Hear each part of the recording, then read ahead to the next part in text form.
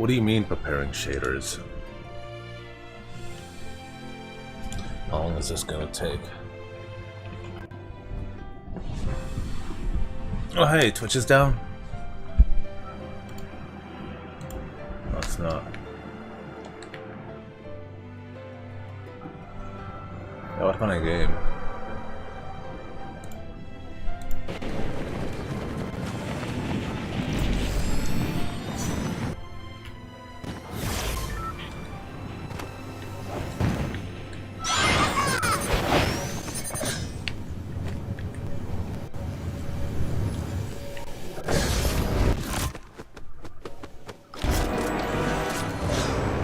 Oh, wow. Looks like Star Fox GameCube graphics.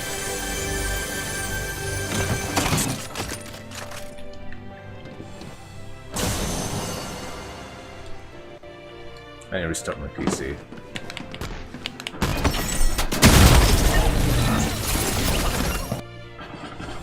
Oops.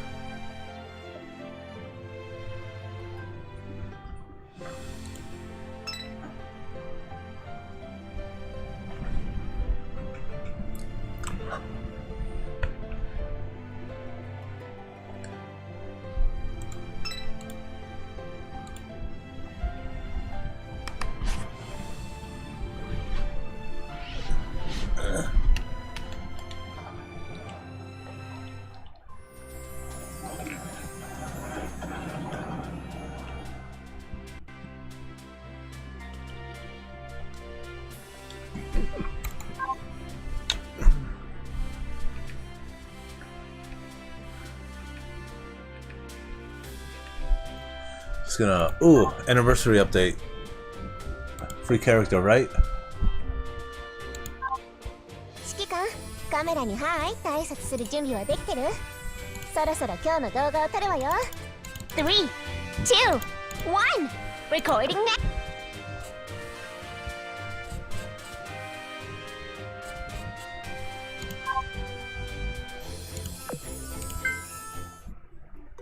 That seems fine.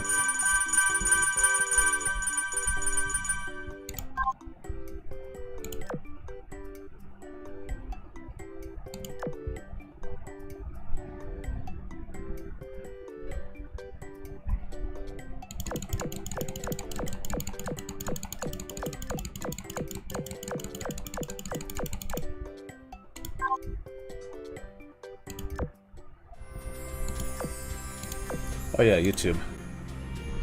Let's see. Setting down, yeah. But first.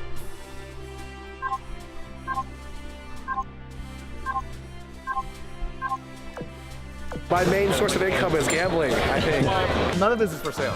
I'm selling nothing. I'm giving away everything. Oh, I have 1,000 boosters there. I'm a real vendor now. I'm a real ass vendor. It is day 0 of the biggest car show in LA.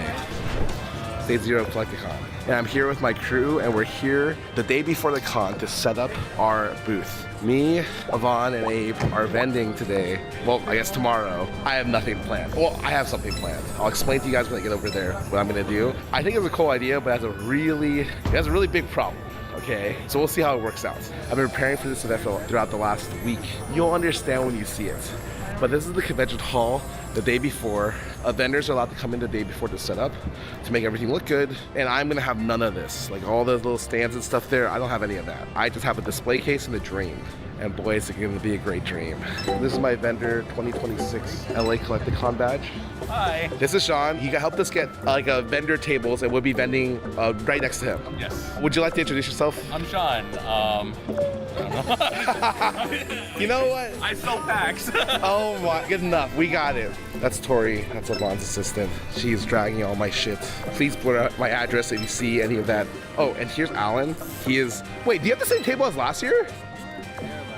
And we're back, but now I'm a vendor. Yeah. This is just how, yeah, but now I'm a vendor, so times have changed. Oh shit. Oh, these 4 are for us?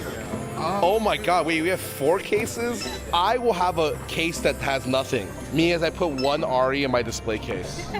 Where do you think I should be? Where are you gonna put your camera? We're doing more content with fans or what? I mean, all my content's with fans. Then I think you should be in the middle. The question is, do you want it to be more like a duo thing? Is it gonna be like they look at you, they look I'm at? not gonna want to go across the table and be like, Scar, a picture for like 10 times in a row. We could be one or the other. I think it's no problem. Avons are flipping for a what? A Generations booster? I just can't believe I'm gambling. Bro, I told you you're gonna do stuff before the thing opens.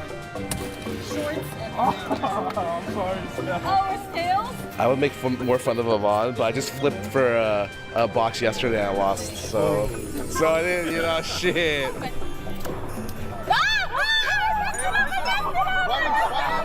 Oh my god. Bullshit, I wonder what it could have been.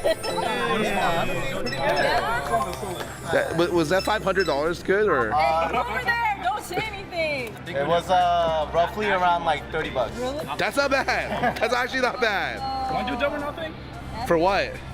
Scar, Want to open another pack? Wait, what do you have? What do you have? I'm actually serious. X5 Phantom Forces or a black and white base. How much are these? I'm just curious. Don't ask, Scar. Bro, I don't even collect Pokemon. I just open it for fun.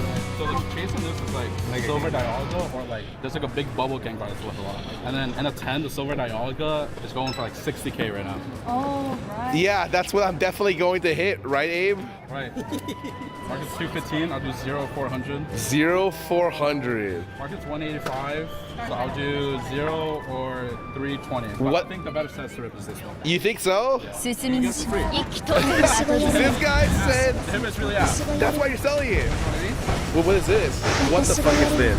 接続完了 Stupid expensive. 展開 This motherfucker says 0 to K. I'm not doing those. If you have rip out stuff to flip, I'd be down. But like, I don't.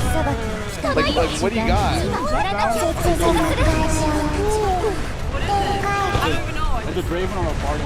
What's that? So it's like 150ish, so 0-300. 0-300? よくわかんないけどやってやるよ Yeah, I'm down. I'm down. Wait, hold on. Let me look at it. Pros heads, and then rip bounce tails. Okay, I'll call in there. Heads. Heads. It's heads. Oh, I knew he was gonna win. let's go. Oh my god. Okay. Yeah, he doesn't. Dude, thank you so much. I'm not even kidding. This is going straight to my. I'm gonna give this away this weekend. Perfect. This is gonna be like the top thing I give away. So thank you so much. Thank you, I appreciate it. Now this makes me want to flip for something higher. Is this how it works? This guy, this is showing off the packs. The problem is, so I have like essentially a bingo lottery. It's like a repo system, top 30 win. Problem is, I only have like 10 over-numbered and promo cards I can give away. So I actually need to buy, like kind of. We start with this. This is gonna be the first thing that I put in tomorrow. This is perfect. I have not set up anything. Abe is helping me set up my bingo thing over there, my bingo machine. This is for boosters, and I need to individually rip 400 of these. And Alan and Chris are helping me rip these. Hey, I'm working out. I'm working out. I will have over-numbered hits like this. I have 400 tickets, and Abe finished this where we're putting all the tickets in. This holds up to 600, I think. I built this just now while he ripped tickets. Yeah, we both had equally demanding jobs, okay?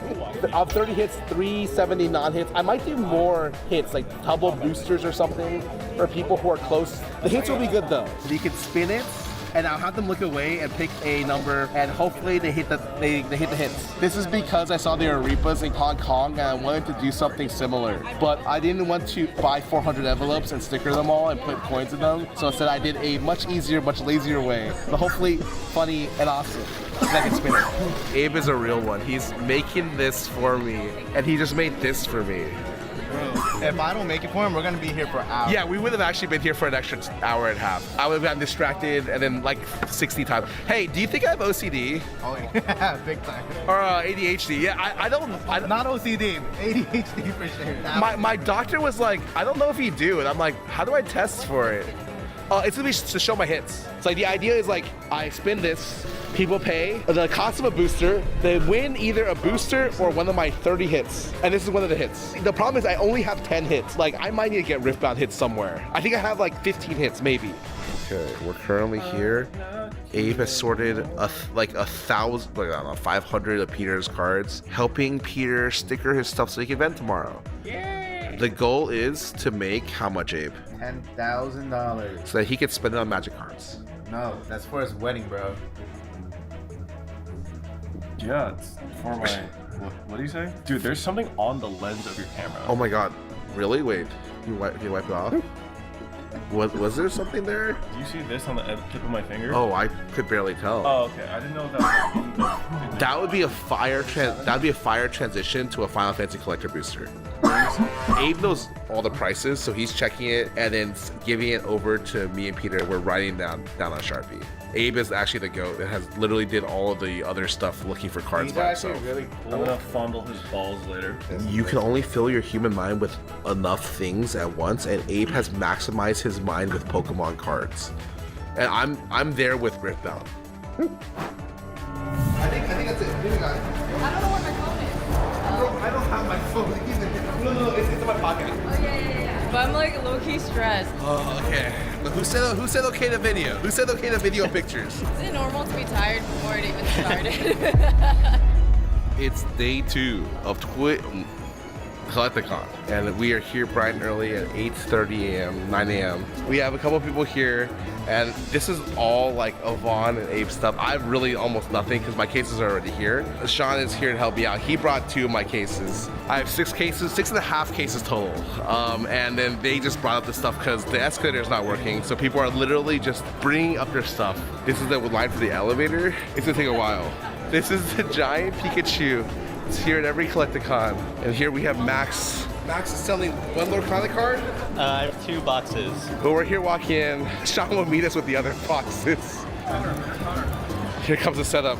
Okay, here's 2 boxes here. I got 6 boxes last second from a bunch of different vendors. I'm gonna shout them all out. These 2 are from Hobby Overflow. I'm going to pick up the other 4 right now. I'll figure it out. Second set of cases, 2 more cases today. Who are you? Jordan with high roller hits. Yes, thank you. You helped me source 2 more. Here's 2 initially. 2 more. I made 2 more from Jinkies, Sabrina. How many signatures do you think are in here? I opened 2 cases and I managed to get 1 Kennen. I'm hoping to get at least 2. All right, thanks so much, man. I need to put something here. The guy with no product is taking up the most space. I wish I did this yesterday, but I had none of the cases yesterday. All of them were coming today. For Yvonne's vlog, can you explain what your offerings are for this con? No, man, come to my vlog for a fucking vlog. Wait, what do you mean? I am essentially doing a raffle where people spin this, 1 thing drops, and 0 to 30 get hits. For essentially for like $6. And if they lose, then they get 1 booster. Bro, what is this Avant shit on my table? Oh, I'm sorry, Stora. Why are you raging? Dude, he's stressed too. She yelled at me beforehand off camera, and now she's like, wow, what's the big deal? She was yelling all day. Are you kidding me? Yeah, that's right. I'm gonna say Stora, other people can tell I'm stressed. No. We're fighting. We're turning against each other. We need to, before it's even started, we need to chill out. Fuck it, I'm gonna just block Yvonne's thing. Hey. Okay, so this is my case. I can't use the display case. There's not cover for your These PC. are all the hits I'm gonna give away. 1, 2, let me 3, just 4, do 5, the- 6, 7, 8, 9, 10, 11. These are all over numbered, and then these are like alt arts. I try to only give playable alt arts, like cool looking ones. 夏の装いでもあるさす It's Emily. もたらさ I'm giving away Emily. everything here. For free? Yeah. Oh, you enter a raffle and you spin this. 1 ticket falls off. There's 400 tickets. The top 30 win. Can I spin it? なんか美味しそう Yeah, but you're not the first one. You're not allowed to do it. Wait, you're selling so much right Oh, did we get? So I have we got 1,000 boosters Belfast. there. They gave us a free Belfast. I have 6 cases.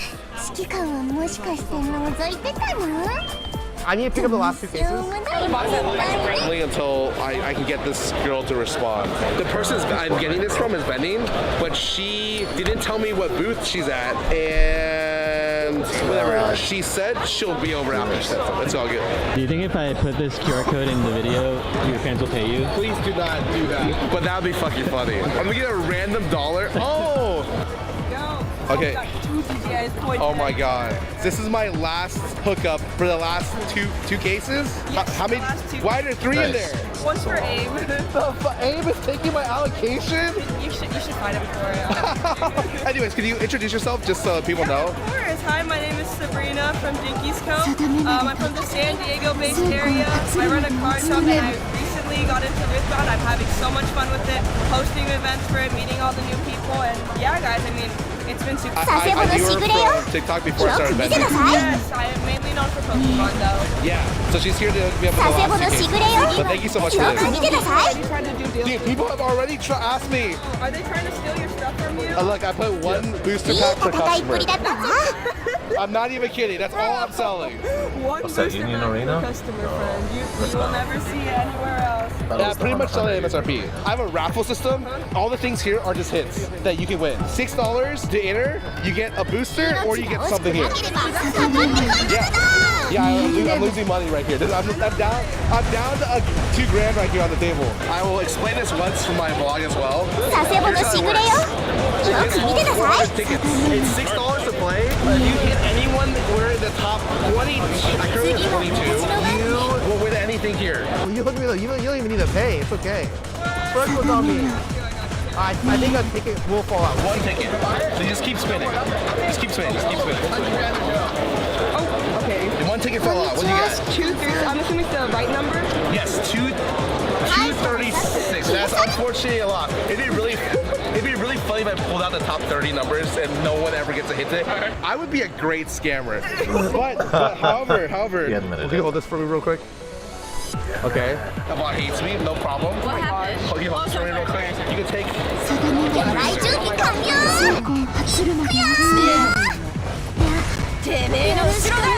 it's me. And my wife. Amadori. Yes, we lost him. We lost Asmund. He's annoying now. Why did she? Really? Maya did leave forever because I kicked her out. It was this weird thing because it was like, okay, Maya's leaving. That is sad. And Ray joining is really sick. I feel like it could have been the 3 of, you know what I mean? This is what I keep telling people. She had that interview recently that was on the news where they called her the Gen Z Jane Goodall. One of the best compliments an animal conservationist can receive. And imagine you go to Steve Irwin's old videos or whatever, and as you're shuffling through, you come to one where he's like, if I was thinking in a Hot Pocket, just see what it felt like. So that's the problem. She is saving the world. Imagine if she gets like, put her on Disney Channel someday. And they're gonna pull up a clip. Maya did leave forever because I kicked her out. It was this weird thing because...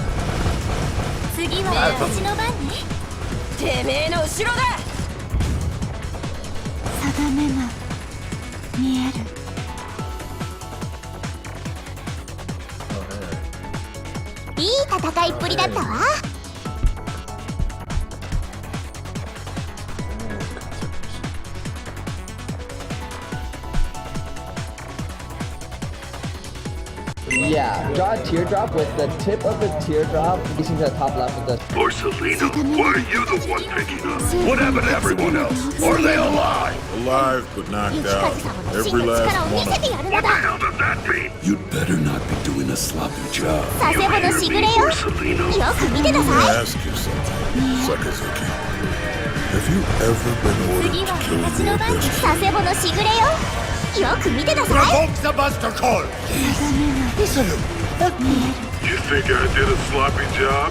You think I'm being lazy? If you have time to sit there and doubt me, then you come here and look at what I've done! You little shit! I apologize, brother. Sit up. Have you picked up one of these brand new Pokemon World Pikachu?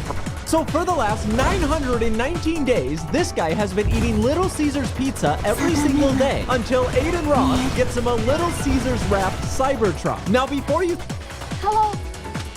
She's yours? Where did he say we I found her under a rock in the mud. Ma set up the bricks in her dress. I know her, by the way. Charles Ingalls. We're building a house nearby just over the ridge. Maybe we're neighbors. Thank you. And the doll was hers. You don't need to go looking for trouble. There were some hard times in the north. This is Kansas. The country's different. I'd like to know them too.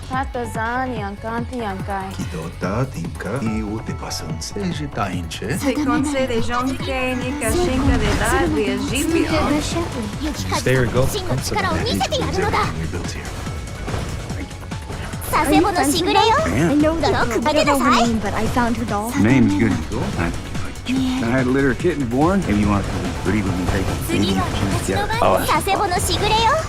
よく見てなさい。 They're so cute. Are you gonna take a kitten in the road? When international Japanese learners come to Japan, 定めが見える。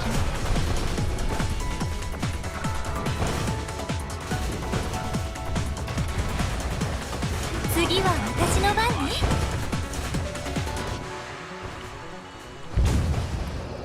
定めが見える。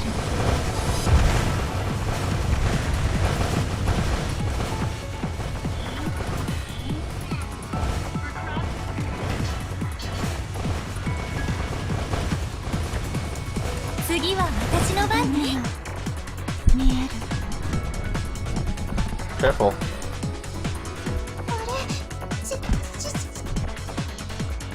Whoops. 2:30. You're watching a podcast. Let's see, updating, optimizing content.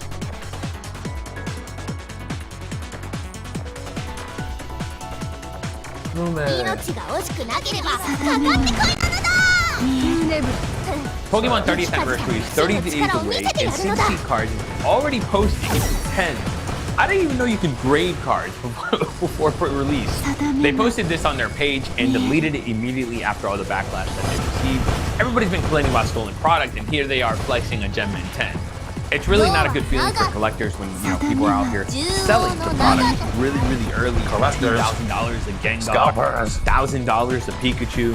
If you do go on their page, the video is gone. It's no longer in existence. Only people that saved the video. But I do agree here with Tokyo. I do agree that this is a problem. I don't think it's fair. I don't think it's fair to regular collectors. I don't even know why they're grading cards before they release. It just adds into the trickle-down effect of the product. How did they get it?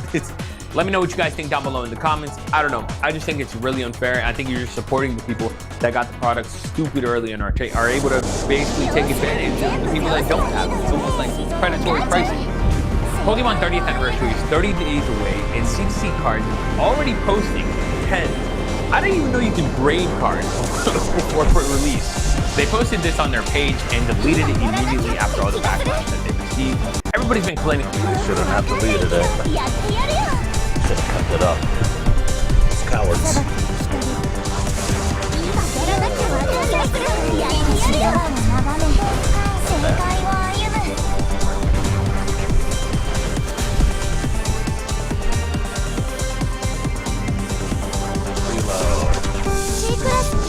I just make it as an tender run.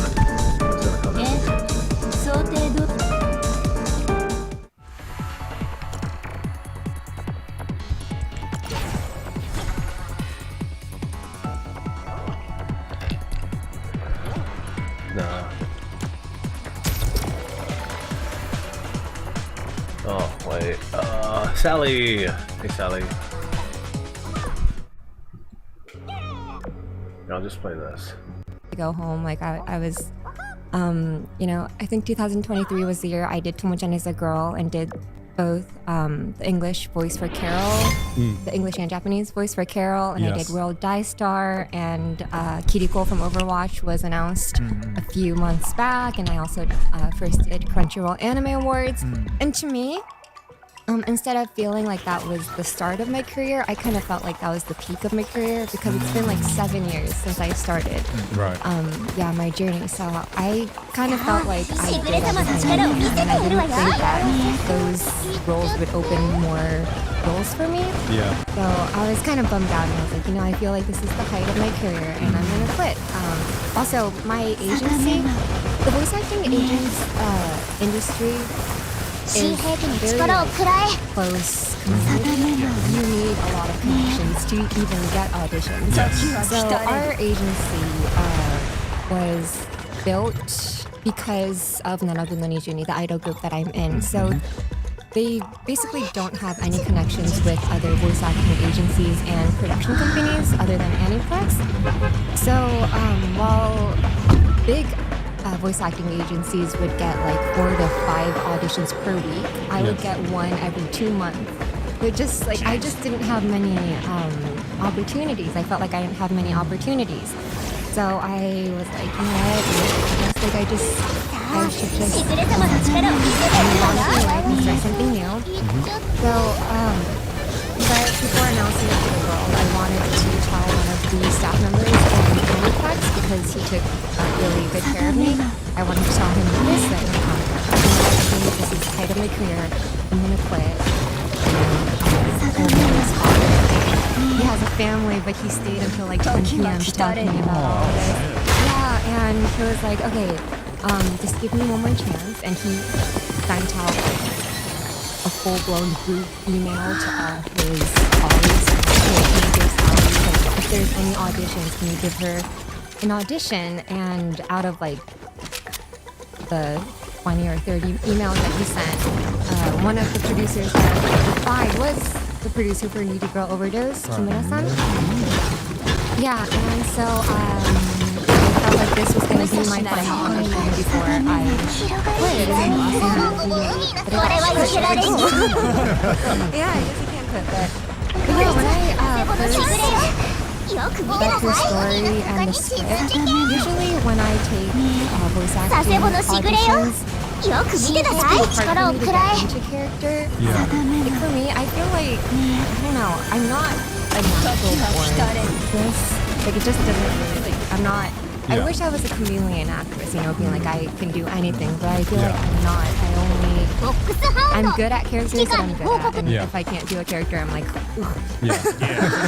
yeah, so when I first read the script for Needy Girl Overdose, it came really easily to me. I was like, wow, I really connect to everything she's saying. I remember the lines for the audition. One of them was her kind of going crazy about freaking out. Yeah, and I totally understood.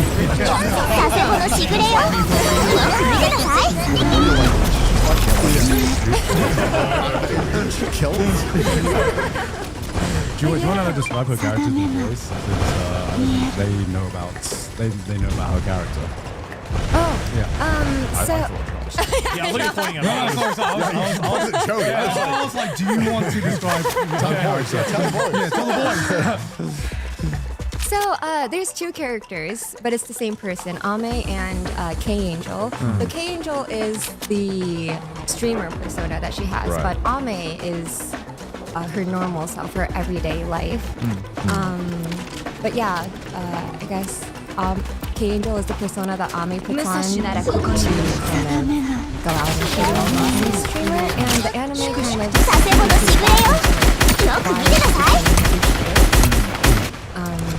yeah, I think you'd really enjoy it, Joey. It feels very experimental. It's very, very it's very art house in some points. It hits on some very, very dark topics. I mean, the first episode, you see assaulted. And I'm just like, oh, this is a dark story, but it's told in a Monogatari-esque style, I would say. Monogatari is like very like sharpness. Yeah, right. I mean, you've already sold me. Yeah. Sounds like everything I love. And you can find that it's kind of like modern internet culture, kind of like the dark side of like the toxicity that you can find online. Right. That is kind of I guess. It's my elevator pitch. Yeah, I mean, that sounds right on my alley. Yeah. If it ain't broke, don't fix it. So my papa said. Sounds right until you actually do the math. For most businesses, shipping is that thing. What's it actually costing you? Because if nobody's questioning it, it's probably costing you way more than it should. True. A ShipStation makes switching easy, and the savings are immediate. Dang right. ShipStation is an end-to-end order fulfillment platform for e-commerce businesses built to handle your entire shipping workflow so your team can focus on growth. Everything from order management to inventory and returns is centralized in one platform. And with automated rate shopping, you can compare rates across UPS, USPS, and FedEx with savings up to 90% off. ShipStation connects to over 200 online marketplaces and the accounting and CRM tools you're already using. No rebuilding, no disruption. And with built-in returns management, you can even turn returns into revenue without slowing down your team. Over 1 million businesses leveled up their shipping game with ShipStation, with customers reporting scaling fulfillment up to 40 times while cutting costs up to 30%. Ah, damn. The sooner you switch, the sooner you start saving time and money. Yes, sir. Get started with ShipStation today and get 60 days free at shipstation.com with code TRASH. That's shipstation.com with code TRASH. Shipstation.com with code TRASH. Yeah, I want to know because when you got the audition, when you passed it, it was filmed. So Yeah. who filmed it? Did you know? I didn't know, and it was my manager. I think it's because she also knew that I said I was going to quit. Right. So, and she knew I had a YouTube channel, so Right. maybe she can use it one day. But yeah, in the video on my channel, the person that was sitting next to me was a staff member from Aniplex that helped me get volume. So yeah, I basically owe everything to him. He's still part of the company, and I always tell my agency, like, I'm only here because he's yeah. Damn, it would have been awkward if you had the footage of Yeah, but I had to keep that footage a secret for 3 years. I mean, you had to keep it a secret until right until like the final episode. Yeah, and it was really hard because the other main cast, Mitsuka, is a girl from my group. Yeah, and we're really, really close. So when it was first announced and I didn't say anything about it, people were like, oh, so you're actually not close to her.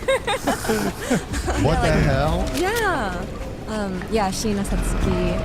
Yeah, she's one of my very close friends. She didn't. Oh, she did. Yeah, she did know, but I couldn't say anything about it.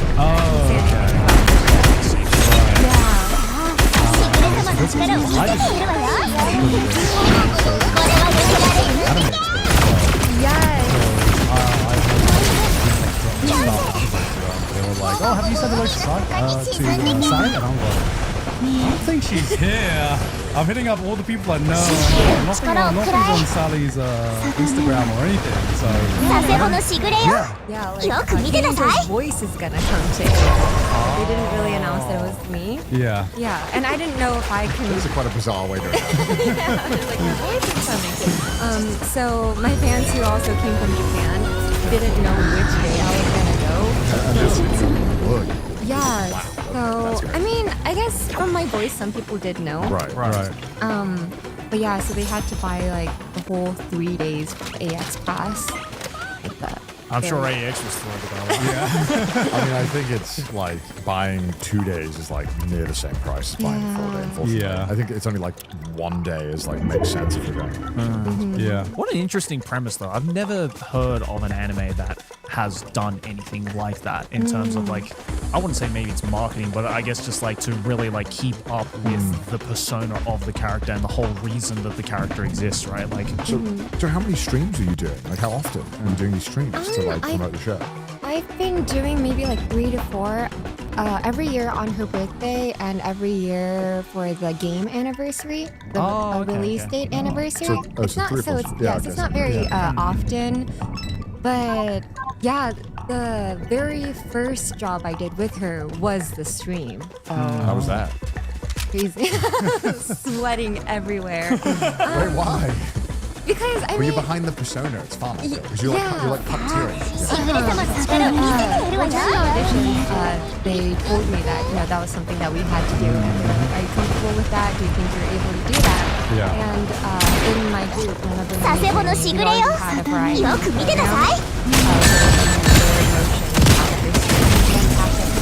To do an actual variety show. I was like, yeah, I can do ad-lib as a character, and I can also wear the motion capture suits, and I could like do the music videos if you guys want to as well. So the two performances, Internet Angel and Internet Overdose, that's on the Aniplex channel, is actually danced by me. Whoa! Yeah, I did. Oh my God, you do everything. Fully became everything. Yeah. That's so cool. Yeah, I did everything. Yeah, like Jackie Chan do your own stunts, you know? I guess, yeah. Legit.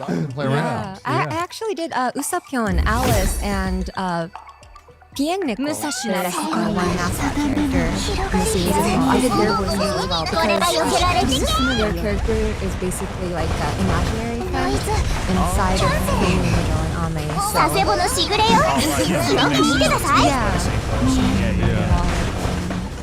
Yeah, I'm always curious because now, you know, it's third time trash when it comes to voice acting or when it comes to like acting a character, how much you kind of like, do you ever draw from your own like personal experience? When I think this role especially has some pretty intense scenes. How do you go about like portraying some of the more intense scenes? Do you have to like draw from your own experience, or is it something where you just read the script and it's like you know the intonation of how this line is going to be delivered? I wish that was how it is. I wish. Like some people are so talented they can do that. Yeah. But yeah, I actually have to draw my own personal experiences from it. Though actually, episode 8 in the series where it talks about Ame's backstory, we actually had to stop the recording because I went on full panic mode. I couldn't stop crying. I related so much to her story. Ame, like the reason she first wanted to become the internet angel and see those takus in the internet was because one of her internet friends who saved her in middle school committed suicide, and you know, so she was like, hey, maybe if I become an internet angel, I could help those people in need. And in middle school, one of my internet friends also committed suicide as well. So I was like, oh my god, how do you know so much of my story? Like I related, so much to it. And yeah, I don't know, I just, so every, I feel like every episode I started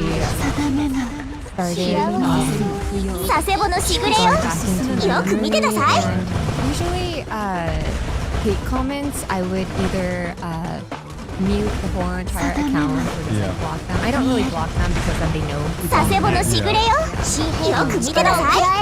I wouldn't go on like Mii-chan and stuff. Like I would to save my emotional well-being. I wouldn't go through it, but for this series, I was like, you know what? I'm gonna unmute everybody that I muted. No, you literally method acted. I did. Method acting. Oh no. Yeah, and I went through all the hate comments and so to be honest though, you kind of get desensitized after a while. I feel like I remember when because you know, I feel like people were nicer online 10 years ago, and I used to like never see them. Relatively. I don't know about that. I feel like the average person is way more willing to say something. I don't know, man. Are you kidding me right now? I grew up in the Newgrounds days. I feel like the difference is that people are more willing to say hate stuff in a much more public setting. Yeah, you had forums. Like, you know, the first time you see like a mean comment. And then now you see so many. Yeah, because I mean, we're all like internet creators, and I'm sure we've all had that like one comment that has like you know 99% of the time you just are able to like just go past it, you're like whatever, but there's always like that one comment that just lives with you, that just cuts a little bit too deep and is a little bit too specific. It's when they're not even mean, they're just criticizing you, and they're like, you know they're right deep down. And it like fucking hurts because you're like, you say it to yourself as well. How did you see through me? Like the last thing I wanted was for some faceless rando on the internet to tell me exactly what I already knew. Also, not to interrupt, sorry. My coffee's here. Give me that. No, no, you don't have to answer this.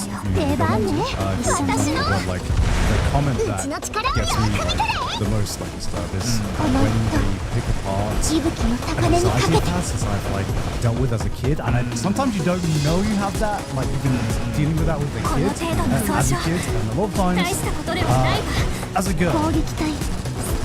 Does it bother you more when you get criticisms about your personality, or maybe it's your looks, or when I first started being an idol, the one that hurt the most was if she can be an idol and you can be an idol. It hurt because first of all, you know, being an idol wasn't really my goal. Yeah. So I didn't really know why I needed to get paid for my appearance. That was something that, you know, I wasn't even going to go for anyway. Yeah. But so when I read those comments, I was like, I know, and that's why I didn't want to become an idol. So it kind of hurt because I was also a teenager. Yeah. Right. Yeah. Now look at you now. Yeah, now I'm like, oh my gosh, I look so good today. But yeah, I mean, it's honestly really thanks to the viewers and like the fans. Yeah. They, like some comments, you know, they actually make you love the parts that you hated about yourself. Yeah. Yeah. I know we're trauma bonding, but I have coffee for you. Yes, thank you. Thank Sorry. you. Trauma bonding. Okay, Joey. You, and then Kai's got the other two. Oh, okay. Thank you. Yeah, Me those getting fucking comments of matcha. like, oh, if that person can do that thing, then anybody can do it. Then I'm like, Yeah. then please go ahead. Yeah, now I'm like, then I don't see do you it. being an idol. Yeah. So what the hell? No, Yeah. the one comment that always bothers me is, you know, when you feel like the audience, it's not even angry, they've been like disappointed in you. It's like the dad comment. It's just like, man, I thought you were just better than this or doing this, and I was just like, damn, man, I feel like I've disappointed my dad now. I'm sorry, imaginary internet dad. Yeah. Didn't mean we want to do that to you.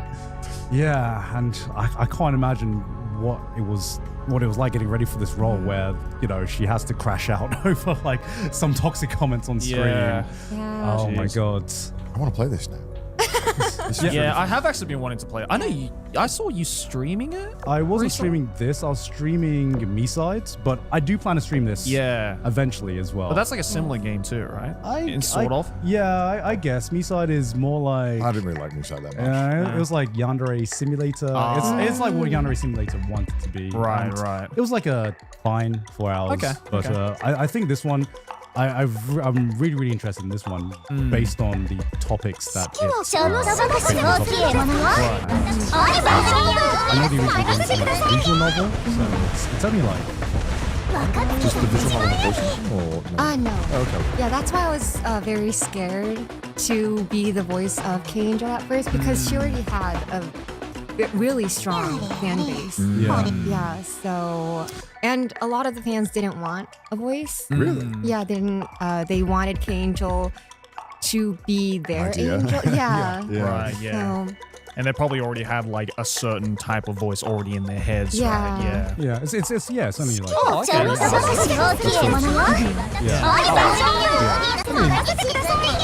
I think it's you can still have that interpretation of fans. You know, it's just someone else has chosen a different voice. And, you know, it's nice. It's nice to hear professional. Yeah. It's great. yeah. I mean, when I first went into her voice and I saw the comments about how people didn't want her to have a voice as well, I just wanted them to know that, you know, I actually love this character as much as they love this character, and I didn't want them to think that I voiced this character just because she's popular. I really popular. You want to be a wallopper. Yeah. Like, I wanted people to know that I truly cared for her as much as they did. Yeah. You know, that always comes across in the performance, Yeah. right? When, Yeah. when you know an actor really loves the character, that always shines through, I think. Yeah, 100%. Yeah. Did any comments suss it out when you did the first live stream that it was you? Or... So the creator, Nerura-san, was like, start talking in English. I was like, really? Oh, okay. That would be a dead giveaway. Yeah, but in his mind, because this game has like English versions and Japanese versions, just like many versions, and because she's the internet angel, in his mind, it was like she just like changed speech. So it's yeah. She's too late. We now speak Chinese. But yeah, in the first episode, one of the characters, the otaku character, is voiced by Sugita Tomokazu-san, and he's actually yes, the person that I looked up to and the reason why we wanted to become a voice actor in the first place. So for him to play an otaku of a character that I voice as the main character was like a very like full circle moment for me. Right on. Yeah, and also going to AX as well. Yeah, how's the American crowd? It was amazing. Anime Expo 2012 was actually one of my other reasons why I wanted to become a voice actor as well. It was the first year I went to AX, and I went to Okamoto Nobuhiko-san's Blue Exorcist panel. Oh my god. Yeah, and it seemed so fun. And then I was there for the Q&A session, and somebody asked him like how you become a voice actor, and like he told us step by step. So I followed his directions. Damn. And it worked out. Yeah, it worked out. There was those like open dubbing. I think they still do them. The Bang Zoom open dubbing in AX. Those are really fun too, I think. They used to do that all the way back in, I think it was called like AX Idol or something I think like they that. still do. Yeah, they do. They have a booth. Yeah. Oh, okay. Because I know this year Crunchyroll had like the live dubbing booth as well for it. I didn't realize that Bang Zoom still did that. But like, how long has it been since you've been to an anime? Was it like 2012? Last time I went was 2018, but it was for the Aniplex booth. And they just took me because they knew how much I loved it. So it wasn't for anything, you know, I was just there. That's cool. Yeah. Take me places because they know. Yeah. I'm like, let's go to the embassy of Italy. Please, come on, bring me over. I really love Italy. Pasta convention. Take me there, please. What the hell? Yeah, I realized this year was, I guess, my 10-year anniversary of going to anime. Every single year. Yeah. I realized that because I was scrolling my phone and get like comments on Facebook. Kai, can you go to my Twitter? Is that the picture you posted? Yes, I saw it, yeah. This is Joey. You'll have a blast looking at this. So this was the year that I first met Joey. Okay, let's ignore the England tweet. Let's ignore that. Look, this one. My god. This was before. This was the year that I met Joey for the first time. Not at this meetup, but I met you afterwards, and I thought you hated me. Yeah, because you didn't show up. You didn't show up to this meetup. This was the anime YouTuber meetup. Well, I wasn't invited first and foremost. Okay, Oh, no. Joey was like the big deal. He got a million subscribers. And we were all small-time YouTubers. I wanted to go to this, but no one invited me, so I was just like, oh, okay, all these people probably hate me. So I'll just like kind of stay away from it. Yeah, so similar to you, Sally, I remember going to this anime expo, not knowing anything. You know, they didn't really know what anime YouTube was back then. And to get my name out, I was literally just going like booth to booth, being like, hey, do you guys know about this thing called YouTube? Hey, I talk about anime online. Hey, here's I had a business card. I had a goddamn business card. And I got ignored by 99% of people. But it was the Funimation booth that was the first booth that actually hit me up. Damn. All the way back when. And this was like the humble beginnings of that. I didn't think that 2016 like had a style in my head, but this looks criminally 2016. like the colors, the camera quality, the clothes. I'm like, damn, we really have moved on. That kind of hurts. Yeah, the fedora ratio is definitely. Also, number 2, you cannot get the space in Anime Expo to take take this tiny kind of picture again. Hell no. This was in the entertainment hall. That is not happening anymore. No, there is no way that's happening.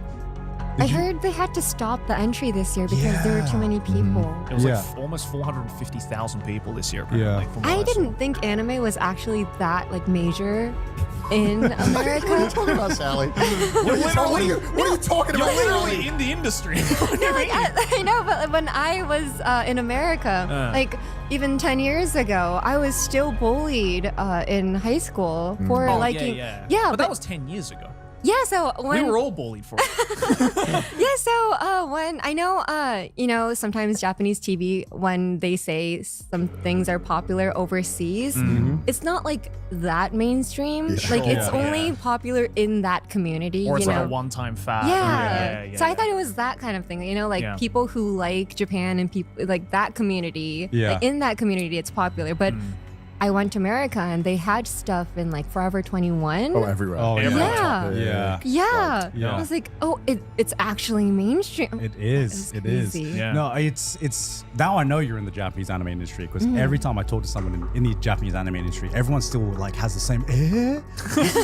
This is that popular like abroad. I'm like, yes. I'm like, bank on it. What are you doing? People outside Japan do like anime, and they really, really like anime as well. I mean, obviously last year with like Demon Slayer, you know, I think that was the big like, oh, okay, this is like mainstream. Demon Slayer beating out like Superman and stuff like that as well. And it feels surreal to see how far Anime Expo and just anime has come. Man, as 2016 well. feels like an eternity ago, dude. Yeah. 2015 was the last year I went to AX, actually. Right. They didn't have the whole entire like metal detector back then, I think. Yeah. Now it's Yeah. crazy. Interesting time. I know I went to one of them, but I don't remember anything from the con my first time. I think I went 2017 or 18. Yeah, you went the year after this. Year after this. Yeah, I don't remember anything from the floor. Yeah. I just remember drinking. That's all I remember. Yeah. I don't remember anything from the actual expo. Yeah. I mean, the 2017 was 2017 the year that we did the actual anime meetup that I was at. Yes. Yeah. Yeah. That's the only thing I remember from that year. Yeah, because that year I'd flown to Japan and we'd gotten to know each other. But man, time really flies. Getting old. Yeah. I want to talk about your British accent. Oh gosh. How did you like it? How did the show go down? I actually haven't watched it. What? We talked about this last time, 11 months ago. I think I watched like the first episode and I was like, that's good. I'm happy with Okay. that. I was happy with it. But Thank like you. how else did it how did the rest of the season go? Some people didn't like my British accent. No. Well, to be fair, do you though, want to fill people in case you don't know? yeah, so Sally hit me up and asked me for help with the British accent and how to do it. And it got to a point where I was like, yeah, it's like pretty good. Like like, it's passable. But like the problem is that no matter how much you get an accent perfect, anyone who's native will always be like, no, it's not right. Yeah, Because there are some people who actually, I think, just get the accent correct, like 100%, and people are just being pedantic because they want to feel like, no, I have something special. You can't replicate it. Yeah, they And want it's to feel like, superior. it's like, no, you can replicate any accent. And yeah, I think for like the time you had it, I think you did pretty damn good. Like I'd say it was like, it was good. Only like a British person would probably be able to tell you're not British. Thank you. Which is like good because most people who are watching it in English are going to be American. So. Yeah. Yeah.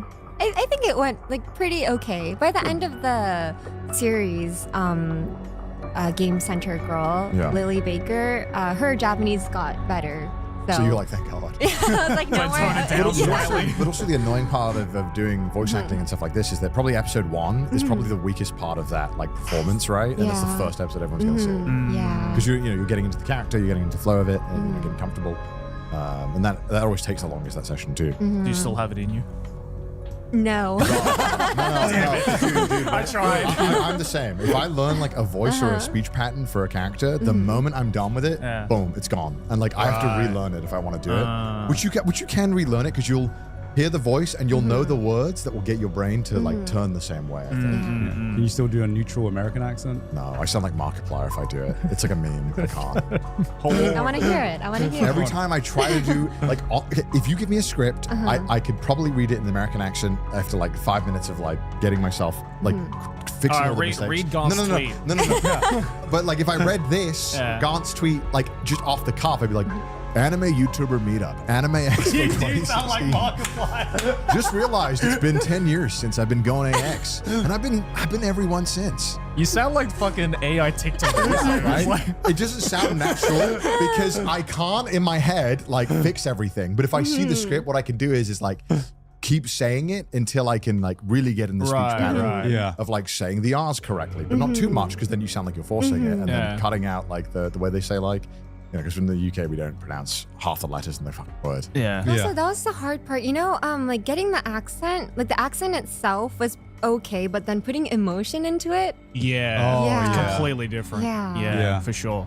Yeah, like you that's can tough. know all of like the linguistic know-hows of like, oh, don't pronounce this and pronounce this like this, but then otherwise you end up like Markiplier. Yeah, it's just because your brain like capacity is spent on maintaining the accent at all costs and not giving the emotional. That part needs to like just come out naturally. Yeah. Right? There's like some shows that I've watched. I think it was like saying there was like Silo, the main woman, is doing like an American accent, but she's a British accent. There's a couple of scenes where it slips, but it's like, I don't mind. I'd rather the emotion be better than the accent slipping, to be honest. Yeah. Otherwise you sound like Markiplier reading an AI prompt. Yeah, so I remember for this series, usually when there's English dub version of the character that I do, they would ask me to do it as well. But for Game Center Girl, they did not ask me. They did not need to hear that British accent a second time. I get annoyed when they cast Americans as British people in the stuff, because I'm like, it's so easy to find a British person to do this. It is literally easy. Hey, it could be worse. In the Japanese version of Pop Team Epic that I was in, I voiced the entire thing in English, and they didn't call me back for the dub.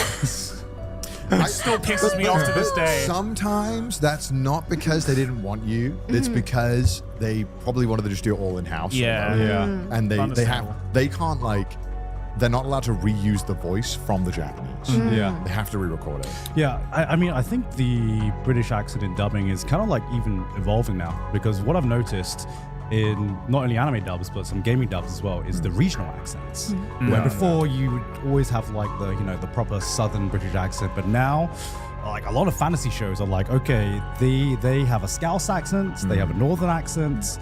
They've been using a lot more British studios now because of all the like SAG strikes. They started just being like, fuck it, we'll just do it in the UK. We can just actually make this sound fantasy too. Yeah. True. So there's a lot more work done there. As someone who was like born in America, could you tell the difference between British accents, or does it all just kind of like blend into one for you? Oh, you can tell the difference. I feel like. Like I could tell if it's like super heavy, right? but I wouldn't know like where it's from. Okay. I think I would have a hard time too, to be honest. Like I could tell the difference, but like the only thing I'd be able to differentiate is whether it's north or south. But like I couldn't tell you like, oh, that's from that particular region. Because like how many fucking accents are there I in also the think UK? a lot of British people are also not good at this too, though. Yeah. Like I think there's a lot of British people that wouldn't be able to tell you like which Scottish accent is which Scottish accent. Yeah. Scottish accents sounds all the same to me. They sound so different. What are you talking about? No, I'm just like immediately like, sounds like Snatch, Scottish. I guess that's not even Scottish, I think. Is it not? No, that's I don't know. Or like Train Spotting, I don't know. Train Spotting is Scottish. Yeah.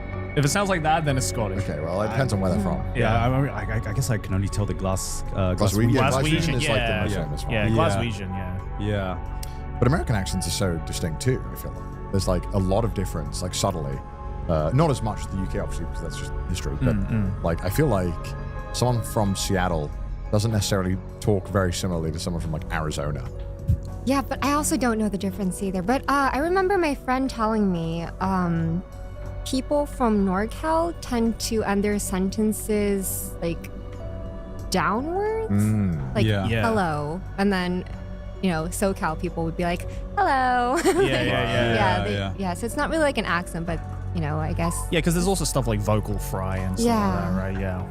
Yeah, because I can basically tell the difference between like I guess the major regions, and then sometimes you have like a Boston accent, which is like city specific as well, and a New York accent. But then you go to the southern states, and I'm like, this all kind of like blends together, and I can't tell the difference between like all the states and stuff like that. Yeah. But you also went to Thailand recently as well. 2 months ago or a month and a half ago. Yeah. That was a crazy experience. Yeah. First time? Yes, first time. Nice. First time in Thailand? Yeah. Oh. I went to the Saikyo no Sama season 2 stage. I was actually also at AFA really? Thailand. Yes. Oh. I saw you. Oh, really? I saw your picture there. I was like, oh, Sally's here. Awesome. You guys didn't say hi? I know, we didn't see. I mean, it was Sally's crazy. a ghoster, bro. That's what she does. I know. I mean, it's weird because we see each other a lot at various events. Yeah, Crunchyroll as well. Crunchyroll Anime Awards, Yeah. AFA Singapore as well. I mean, I see her face all the time, Yeah, you're like, it's just Sally, True. But yeah, the schedule was crazy because I was basically there for I think a day and a half. Because I got there Saturday, but then I had to be back home by Sunday night, I think. Okay. Yeah, so I didn't do any sightseeing, but no. That's so sad. The second day, Sunday, was the day I was supposed to do the stage. Yeah. But my plane was at 1:55, and then the stage was going to start at 11. And so I asked the taxi driver when I first landed, I was like, hey, we're going to this venue. If the flight was at 1:55, what time do I have to leave that venue to be able to like make it to the flight? And they told me by 10:30. And I was like, okay, but the stage is going to start at 11. Yeah. It's going to end at 11:45. Yeah. I'm not going to make it. When you ask a taxi driver what time do you need to leave in Thailand, in Bangkok, add like 40 minutes just in case. Yeah. So what happened was I left halfway through the stage. What? Oh, shit. Yeah, so I went to Thailand for that stage, but I had to leave halfway. So I was on the podcast at one time. Yeah. Have to get a flight. Yeah. So I was there with two of my other members, Uta and Judy. So the whole entire stage was supposed to be the talk part. We were going to talk about the anime, and then the last 15 minutes was supposed to be the live stage, us singing the ending song and some of our Nanabuna Nijuni songs. Yeah. But we brought the live part to the front. Oh, nice. Right. Yeah. And then we got that over with, and then whatever time we had left, I would talk, and then halfway through, I was like, gotta go. My flight's gonna miss my They're flight. flexible and it worked Yeah. out. Yeah. Sometimes some events are like, no, we will not change anything. It's like, well, I gotta leave. Yeah. I made it to the airport 13 minutes before the gates closed. Holy shit. Yeah. Oh my god. But that does feel good when you do that. It does feel Because then you're good. like, all right, I can sit down and we're leaving. And I had the cameras rolling too for my YouTube channel. I was like, yeah, this is so got content out of it. Yes. No, like 30 minutes, like to me, I need like when you get to the security, I like at least like a 15-20 minute cool down period. Because I've been to flights where it's just like, get through security, run to the plane, and you are just like panting as you get on the plane. Yeah, I think when I've traveled with Ludwig, who's a friend of mine in the past, he's American, and he always wants to get to the airport for a domestic flight. He wants to be there like 30 minutes before. He plans to get there 30 minutes before. So we've always gotten like Rushing. So close to missing the flight. It's so stressful. And I get stressed, even though it's not my thing. It doesn't make sense. I don't know how people can do this. Yeah. So I'm like 4 hours before, and then I'll watch some TV shows, and then I will not miss it. Yeah. Yeah. So the day you arrived, you didn't get to like try any food at least, or? The day I arrived was the only day I was able to try any Thai food. I tried the watermelon fried rice. Oh, okay. Apparently that's not very popular. I've never tried it. I mean, it was super big on the menu, so I thought that was like a Thailand thing, but apparently it's not. I went around Thailand telling everybody, like, I tried the watermelon fried rice, and they were like, the what? I would say that, I mean, we love watermelon there. We love fried rice there. But I don't normally see it combined together. We have like pineapple, maybe pineapple fried rice, crab fried rice. Ghana's being very nice right now. Just so you know. It's okay because they went to a place and they paid 2,000 baht for a pad thai. Yeah, we did get ripped off for a pad We did thai. get ripped And it was a mid-ass pad thai. Oh my gosh. Sweaty as hell. But on you know, that I burn learned, too. and then I was like, I'm so sorry, God, I left you. I'll always stick with you. Take me to every restaurant. Yeah. 'Cause when you normally fly out to conventions, is it because of your schedule that you don't get like any other time to explore or anything like that? Sometimes schedule, sometimes it's because my agency doesn't have any money. Right. Oh, so Damn. paying for like an extra hotel. Yes. Right. Could you not say like, hey, I don't mind paying for like one extra day if you like really wanted to explore, or is that? But the thing is, I don't even like exploring anyway. Like even even during the conventions where I have time to tour, I would just send out my like manager and the staff members, and I'd stay at the hotel. You know, That just feels like a waste, though, doesn't it? No.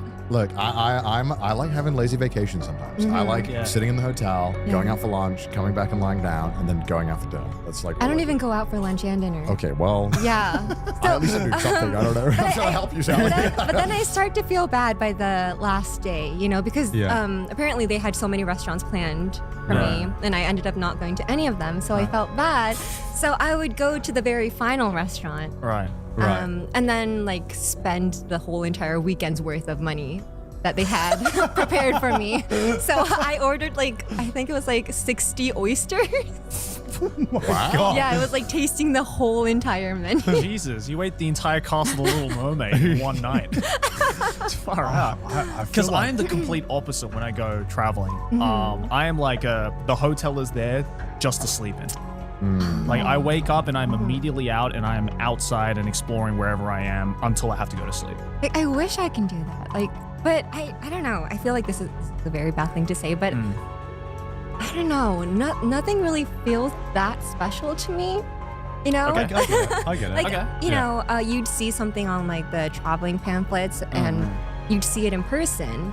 Yeah. And I'd be like, it's as I imagined it would be. Right.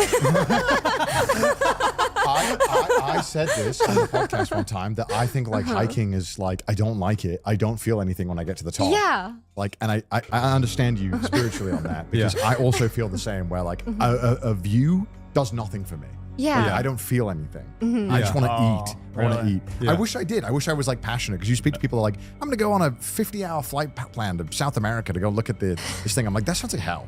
A view is everything for me. Oh, wow. Yeah, I remember once, I think it was in Canada, they told me that they were going to take me to go see the aurora. Yeah. And it was something very special. Yeah. Yeah. At first I said no, like... Okay. It's like, nah. Yeah, sounds boring. They were like, it was 2 a.m. Yeah. Apparently it had to be 2 a.m. to see the aurora. Yeah, of course. Okay, I can understand that. Yeah, and I was jet lagged. But if I didn't go, my managers couldn't go. So I was like, I guess I'll go. I'll go so they can see it. Yeah. And then, so I went, and everybody was like, how cool is it that this just like happens naturally? Right. You know? But also, if you really think about it, like how cool is electricity? Because like, That's sick. I like that. yeah, I like because like this basically started from nothing too. Yeah. So it's the same as an aurora, if not better. Like, because we tamed it. yeah, tamed it. it's crazy. I'm with you, Sally. I'm with you, Sally. These guys don't get it. Sally's gonna see like the Great Wall of China, and she's gonna be like, "Yeah, the fucking Japanese highways as long as this. Yeah. What's so It's just a special wall, isn't it? There's plenty of those in my neighborhood.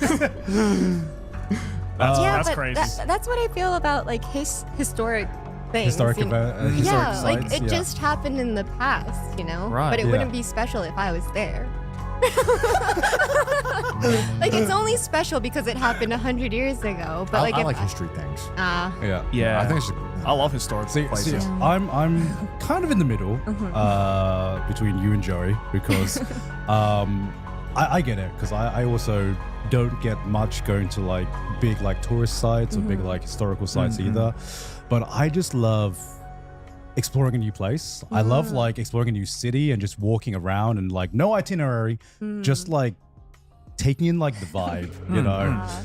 Because I don't know, it's something just being in a hotel room just depresses me. I don't know why. Yeah.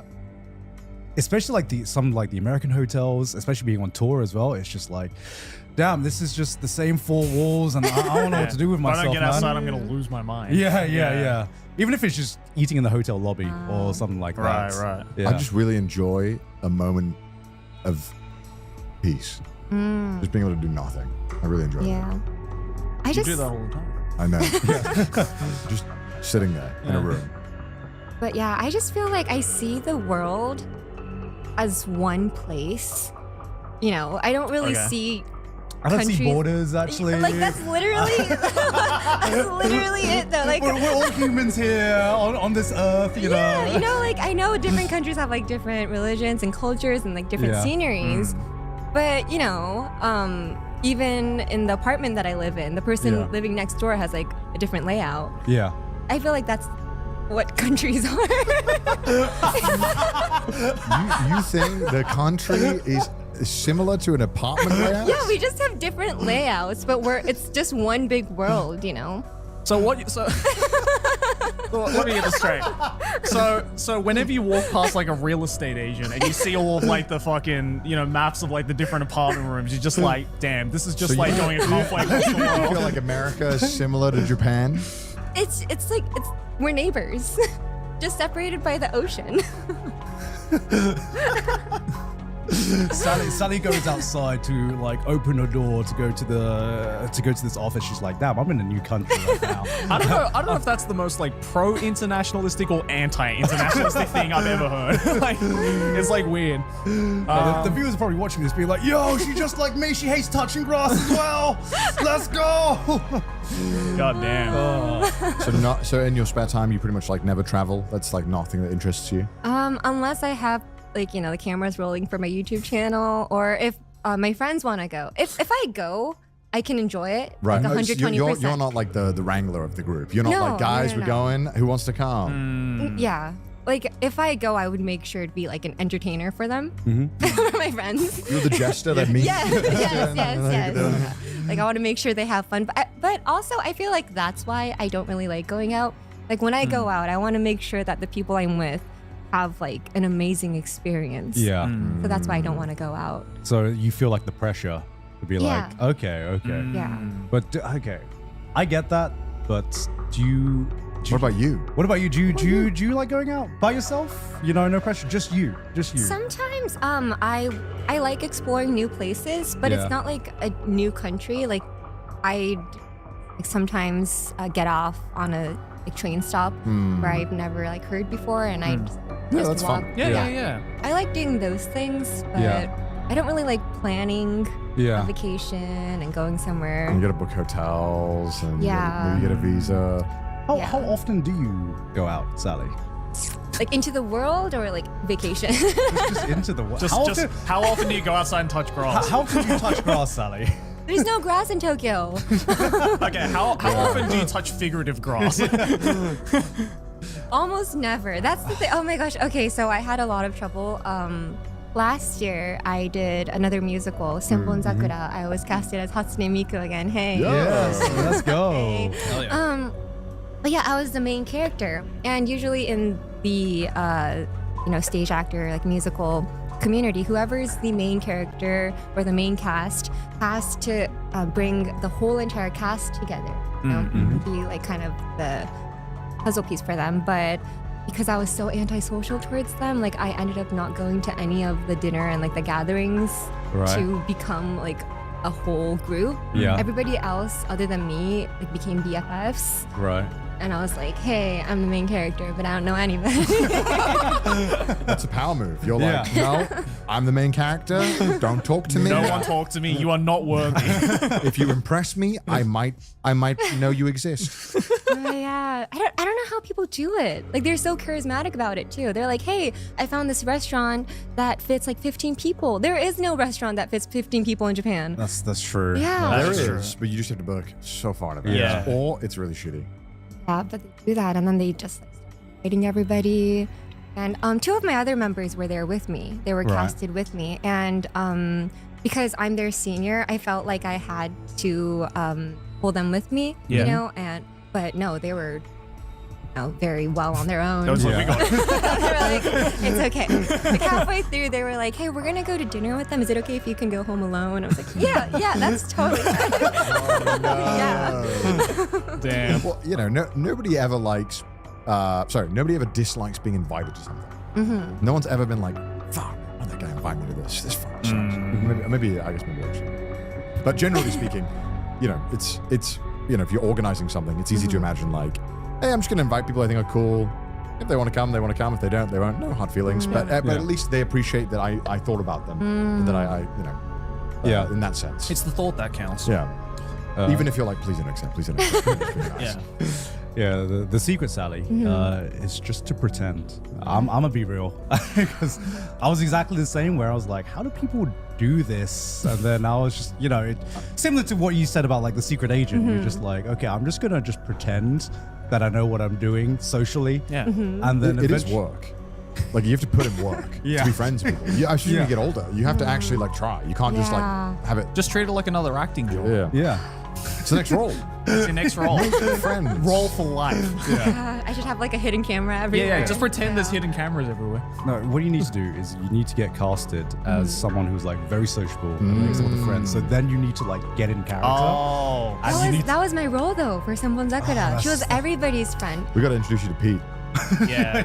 He's like level 10 charisma, maxed out. I think just super hanging out social. with people who are very social and very charismatic, you naturally learn a lot from people like that. You know, just being like, you might not be able to replicate it 100%, but you can kind of start getting hints of like, oh, this is why this person is so social or charismatic or whatever it might be. So like, what can I take from that person that I can replicate it without it being too much of a burden on myself? You know what I mean?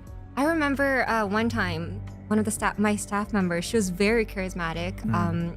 One thing that I got from her was whenever somebody says something, you shake their hand and go like, oh, okay. What? What's everything? Like basically everything. Like, hey, what did you eat for dinner today? Like, oh, I had a pasta last night. oh, okay. Like, I don't know. I don't know if I'd like that. I don't. I That think sounds really condescending. little man had a pasta. But like the problem with me is whenever I ask questions, you know, to fill the void, Yeah.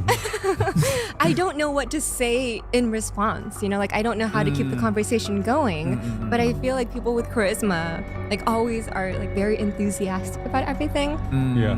I feel like I had the same thing where for a long time when I was growing up, I didn't, like, as you know, socializing is a natural thing, but no one really teaches you how to do it, right? Yeah. And I think one piece of advice that always helped me is that like everyone knows that they can talk about themselves, generally speaking. Like people know themselves, they know how to, and they know what they like. So if you just keep, if it's awkward, just keep asking questions what about I miss. themselves, and eventually.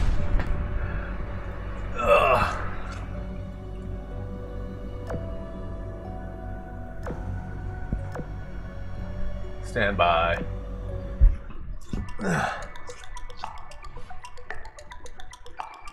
Dude, that's gotta have been like 500 gigabytes.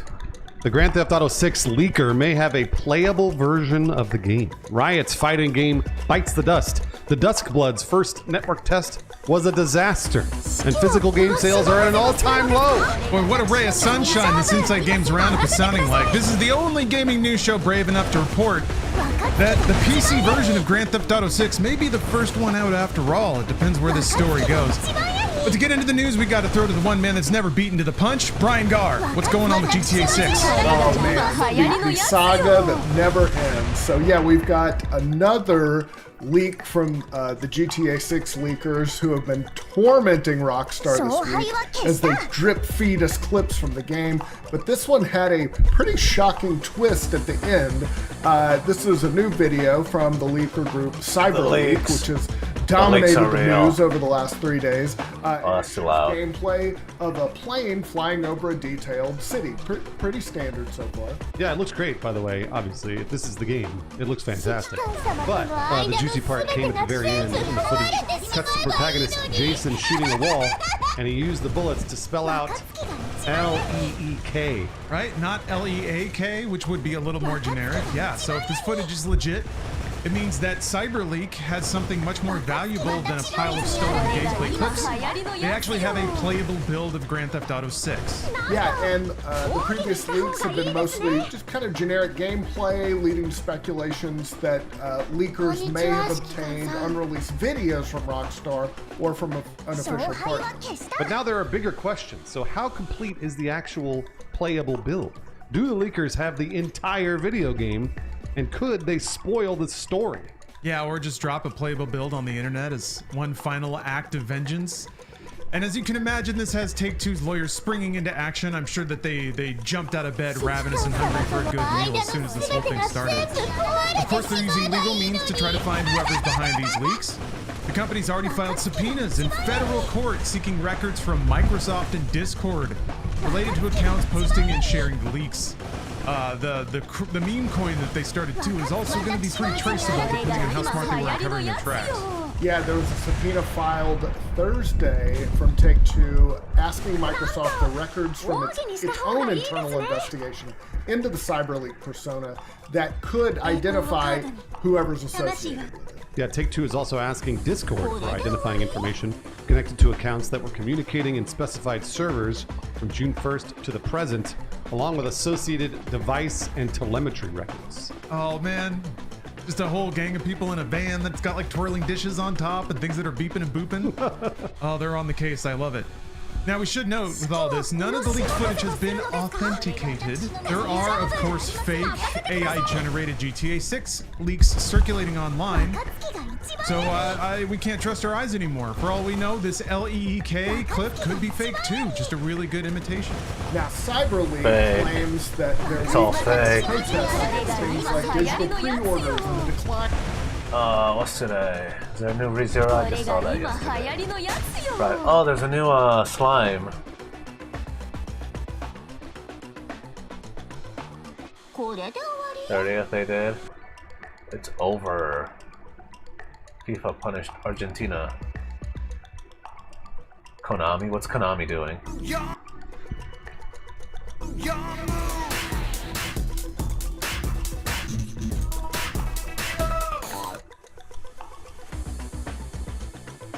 Oh.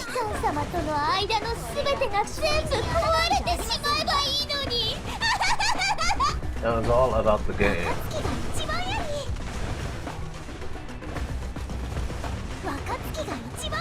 Haha, the penis one. Me too, every legendary. Maximals, Valkyrie. Let's see. I saw this. That's so funny. Oh my god. Would you like to sign one? And who's your? This stinks. What do you mean? Come on, Joshua. Back in the old days, you would have been up here trying to take me apart. What? That's my dad, Joshua, back in the old days. I'm his son, dude. Shoot. Where is it? He's dead, dude. Don't make me get emotional about it. Then why are you being such a wimp then? Come on up here and beat on me like your dad would. Okay, that's weird. What's weird? You want to get beat up? That's weird. I'm not doing your weird biz. You won't fight? Nope. I was minding my own business in a card show. Please let it be team up. My goal is to get one step closer to completing the massive Team Up Master set binder, a mission. You want me to help you? See? You want me to be honest or you want to send it? It's very heavy on the top. Yeah. So, and I can show you on a 10. You can see that the centering is not like right in the middle. Today's the day I get rid of this thing. These guys are pretty nice. Excuse me, sir. Marvel Wolverines is another victim of the internet's endless gaming negativity. A lot of people are dubbing this game Soyverine because everything to do with this game and its development is incredibly woke. In fact, this game really has the woke trifecta. The woke trifecta. Whatever that is.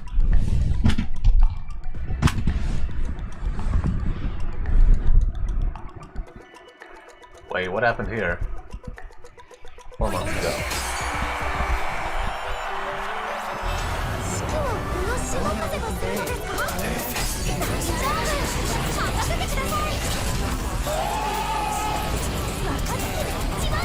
Dog. What are you doing, dog? BCS finals. We've got two incredibly toxic decks going head-to-head in the Duluth, Georgia BCS Grand Finals. Battler to the right is Mochi What Mano. Great name, by the way. It was fun to type that out through all the graphics. He's rocking 8 standby HoloLive. Battler to the left is Steve. I love how one guy has like an insane username, the other guy is just Steve, which is somehow more intimidating. He'll be playing 8 standby Azure lane, affectionately known as Cats. We'll get into the climax combos as they go in the gameplay, because there's not really much to say about it. We'll get into it in a second. But both these decks are incredibly aggressive. We've covered 8 standby decks in the past and other battle reports I've done. They want to early play summon big characters as fast as possible to bully your opponent and win lanes. Both these decks are incredibly toxic, which is good for us because we get to watch them fight to the death for our entertainment. Thank you so much, Refresh Point, for filming this content just for me to use. Thank you so much. It really does mean a lot to me. I love you, Refresh Point. Don't worry, I'll be sure to edit this video up to Bushiroad's professional standards. Okay, real talk, I stole this video from Refresh Point. Don't snitch on me. Don't snitch on me, guys. Come on. I highly recommend checking out the original video for some insightful commentary from people who actually know how to play the game. definitely subscribe to his channel and check out his podcast. It's pretty cool too. Enough talk. Mochi what? Mano versus Steve. Fuck it up, lads. Good boy. Let's go, lads. Show me, what is it? What is it? Show me, what is it? The rock, paper, scissors. So he takes the first move. Asher Lane versus Hollow Line.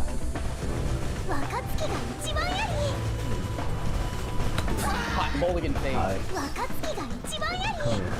Let's have a good clean fight, lads. No bonuses, no hand claps, no slides.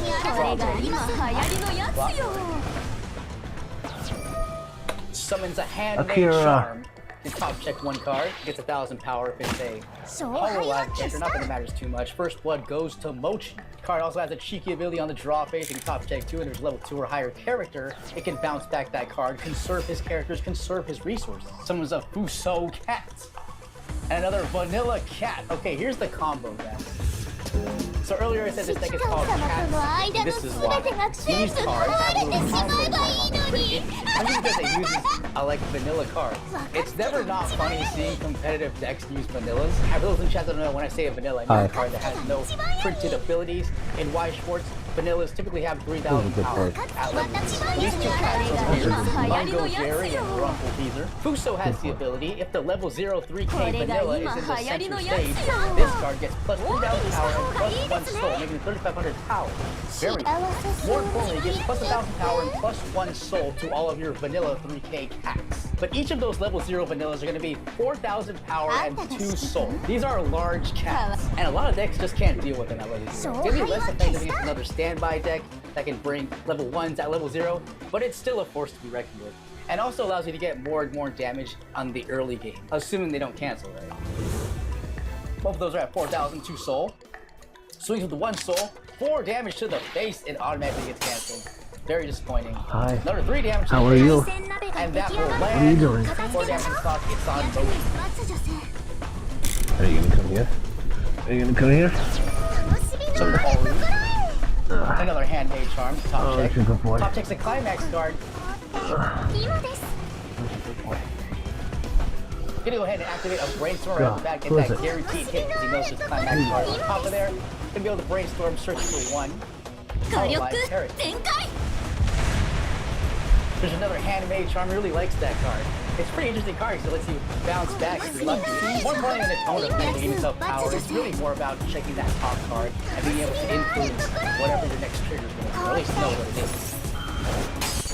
Information is vital in Y Schwartz. Climax phase already drops to standby. Hey! Let's see. Standby down for Parappa the Rapper. Going to the follow phase. This is a good part. Swings for 1 damage. It hits. That was a side attack, so he didn't have to deal with that 4K vanilla, but he's still on the board there. 2 damage and it cancels from another attack. 2 damage to the face. It's on Steve for the draw phase, but Mochi has a lot of shenanigans to do during the draw phase. He has to top check 2, hopefully bounce a few of his characters. Bam, both of those hit. Dang, both of those go back to the hand, conserving his characters. Steve clocks himself to level 1 for being the first lad to level 1 in the BCS finals of Duluth, Georgia. Thinks about moving his hats around. It thinks better of it though. Summons another 3K vanilla cat. Just when you think you can get rid of 1, there's more comes out of the woodwork. Triggers a standby, summons a little 1 support character in the back row. Normally it costs 1 stock, but being able to stand by it kind of gets you around that expensive cost of those type of cards, making it more viable to stand by deck. Bye-bye. Mochi goes up to level 1, 3 damage to the face from the cat, and it lands. Bye. Pretty productive turn for Steve over here. Moves up Parappa the Rapper. Summons the Polka, looking like spicy. Drops a standby combo for Stockwell. The standby trigger allows you to bring a character on stage from the waiting room that's 1 level above your actual level, allowing you to early play some powerful cards. The downside of that is that card has to come in rested. They can't use it immediately. But these decks say, forget that. You know that built-in like downside to standby that's meant to balance this shit out? How about we say fuck that, and we have a climax combo that just circumvents the whole downside, right? In the case of Choco here, when this card is summoned with the corresponding climax card, you can send the climax card to the waiting waiting room and immediately stand up the character, allowing it to attack this turn. Very devastating, very toxic, very cool. Steve's character, August Bond Parsival, probably butchered that name, but that card also has a similar ability that we're also going to see him use in the match. So I'm going to go ahead and cover that now. Now, unlike the Shako, it does require experience, so he has to have at least 3 levels in his climax. Just something extra to kind of manage. But other than that, pretty much the same thing. When this card is summoned using the corresponding climax card, you can send that card to the waiting room and immediately stand up this card. But also has a secondary ability where it freezes up to 2 characters of your opponent's case so it can't move during the next turn. That effect isn't as groundbreaking to me, at least in my opinion. I feel like most of the time you just know more characters anyway. But it's one of those things that can make a difference in certain situations, so it's nice to have rather than not, I suppose. Takes the cost, immediately stands up the card, it's ready to go. Use the effect of Polka to chop check up to 4 cards, add 1 to his hand. Looks like he adds a brainstormer, I think. Bounces it back.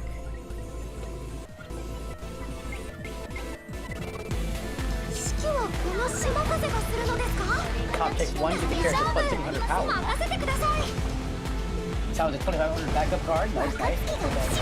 Entering the battle phase. Swings over the cat plus 1 soul trigger.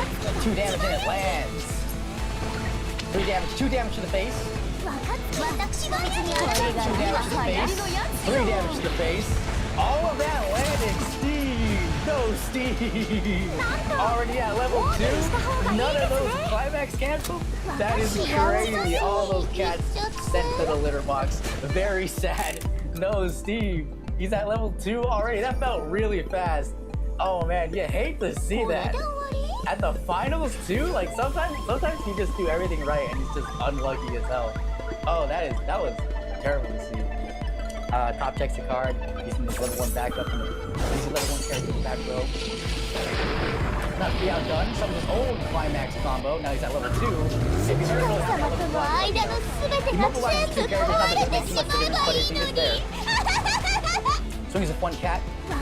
Mochi uses the secondary effect of Shako to send it to the waiting room and give the character plus 300 power, thus stomping that 3 damage to face could immediately cancel. Dang. 3 damage to face, it gets canceled as well, but he doesn't have to refresh. Oh man. Mochi has all the luck this time. Swings of his big cat. He can top check 2. Choose which card he wants to trigger. Choose a plus 1 soul trigger, 4 damage to the face. Does this land? Surely this lands. Oh man, all of that canceled? None of that landed, Steve! No, Steve! It's on Mochi. Immediately brainstorms. Hits 1 off the brainstorm. Searches another Shako climax combo. Summons another Polka. And a little 1 method for success. Oh my gosh, that face looks kind of funny. Is this supposed to look that goofy?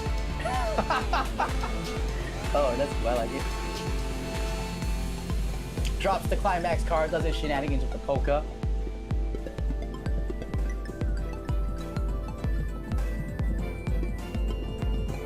Summons another Shako, the climax combo pops off again, standing up a level 2 character, ready for battle.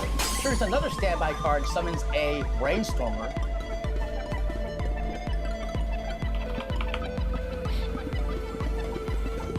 Swings with Parappa the Rapper. 3 damage to the face. Everything hits. Jeez, poor Steve, man. You hate to see this. 2 damage to the face. Okay, finally get a cancel. Nice, get a cancel out here, boys. Triggers another standby. Who does he want to get rid of, though? No one? He's just that good, doesn't want to get rid of anyone? What happened there? Alright, fine. 2 damage to the face. That card will die, though. That is also a large cat. Draw phase, it's on Steve. Oh man, Steve not in a very great position right now. He's almost at level 3. Summons a unicorn femboy. Top checks card with his backstage character. Dumps the standby. Activates the standby. Summoning another level 2 cat. Immediately standing it up. Climax combo mobilizing both those characters. They'll probably die either way though. Swings up his unicorn. Immediately has to do a refresh penalty. Refresh penalty coming in. Steve is at level 3 while Mochi is still at level 1. Steve! No, Steve! 3 damage to the face. Oh, it lands! The femboy actually landed his hit. Dang, that's a good card. Oh man, here comes the fat cat. Okay, can this card land the hit? +3, +1 soul trigger. Over Parappa the Rapper. That one doesn't land, but the unicorn one landed. See was Brainstormer, so he's not drawing the best cards, but you know, we've all been there. Hey, he played over the femboy with the standby trigger. Don't get rid of that card, dude. That was the one lad that actually landed his hit. It was the femboy unicorn. Okay, I don't think it's like actually a femboy. I'm just upset that there's no femboy cards in either of these decks, honestly. This is like Azure Lane, right? There's supposed to be boats, right? Boats can be cats and they can be unicorns, but they can't be femboys. Why did we draw the line there, guys? Come on. I don't know what I'm saying. But Steve, don't play over the unicorn. You need him, bro. You're misplaying, Steve. Steve, you're misplaying. This is why you're at level 3, Steve. Why won't you return my call, Steve? Return my call, Steve. Well, now Mochi's at level 2. He's at level 3. So not like terribly behind. Summons an Ariana Grande, sends that level 3 character to the memory, banishes it out of here, get the fuck out of my game. Jeez, Ariana Grande does not mess around. It will be returned during the next turn. So it's not like gone. Summon Sakura, search for a Hollow Live character. Add Akai, and her backup 2500. He's ranging his lads. Very important to get this arrangement right for the VTubers out here. Direct attack, 3 to the face. Oh man, Steve cannot catch a break, man. Poor Steve. Oh no. 3 damage to the face. Ariana swings. 3 damage. Oh man. Level 3, 6 on the clock. What a fast game. No way this lands. Oh, he has the level 2 backup, sending his character to memory. Blowing it out of the water. Get the fuck out of my game. You're gonna kill my guy? I'll do the same to yours. A soul for a soul. That was cool. I like that. Where were those plays early on, Steve? Come on, Steve. You still got this. You're still in it. You're still in it, Steve. You can do this, Steve. I believe in you. Summons Howie. He downgrades his opponent's character to a level 2. Nice.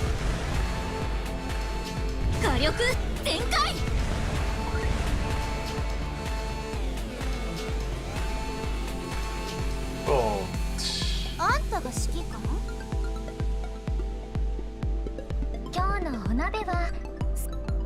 Fun, we're good.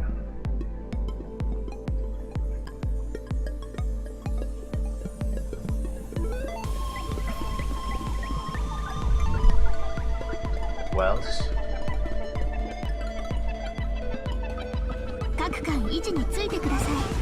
Out of touch. Yeah, they are. How out of touch are they? I'm gonna be completely honest with you guys. This is not meant to be slander. And there may be slander today. But this right now is not. I've never listened to a full episode of Card Lounge. I've only ever seen like clips. I can't get through like 1 or 2 minutes before something like my brain just turns off. But I did see a reel that they put up a few days ago, which was about the Alakazam from XY, which is crazy because I've been talking about those on the stream multiple times over like multiple streams, right? Have I not? Have I not been talking about it? I have. Hell yeah, I have. And I was talking about that specific card. And then like on one of the next streams, I just saw a clip come up from Card Lounge and they're talking about it. And I just saw like 10 seconds of it. I'm like, I can't watch this. But I thought it would be something interesting that we could watch together today, seeing as we're always expressing our frustrations with the current collecting climate and the way that it's changed. And then Jake actually put a really interesting video up on YouTube today, which had a very funny thumbnail that I'm like, I'm watching that, which is this video here, the rapid influence incorporation of the hobby off the top with Twice Baked Jake. So let's start with finding this Alakazam reel that I was talking about. It's this one here. Collectors are not respecting older cards. Here we go. All right. All right, you can hear it. All right, so this is the Alakazam that we were talking about literally on the live stream, and I've been talking about these XY ultra rares, the gold bordered ones. There's the Alakazam, There is the there's the God of War, there is the Volcanion, there is a Valtel, there's also a Shaman, which I think probably the Shaman is probably my favorite, but probably one of the hardest to get now, because this video comes out and content like this comes out, which then just directs a lot of attention to it. And there's like a difference between a content creator makes a video and it goes viral when they talk about something they like, and this is why Inza, I feel like last stream was like pulling me up, being like, why do we keep saying words like underrated, underappreciated? Like undervalued is a key one, and we spoke about this on the Pokemon Talk Value podcast. is appreciation. Then it can become, you know, dangerous, but it can start to impact the market, and it becomes difficult for the viewer to decide whether it's someone saying that from a genuine POV of like, why are these undervalued, versus like, this is crazy how undervalued this is. So big gap there, but that's what I felt when I first saw 10 seconds of this. Let's watch it. That card came out in a Ascend, but because it's in Fates Collide, no one cares about it. You're right. Actually, it's so funny to me. It looks like a card that same artwork could just be the alt-art Alakazam. It is in the Ascendant. alt-art Alakazam, actually. Well, Fates Collide, no one cares about it because it doesn't have branding behind it. But if people cared about Secret. it, it's rarer than anything modern, because obviously Fates Collide came out like 15 years ago and was like underprinted compared to now. Right. But like everyone cares about like the Jungle Chew because of branding, you know? Yes. Why is that card $1,200 raw? Forget like the graded prices, you know?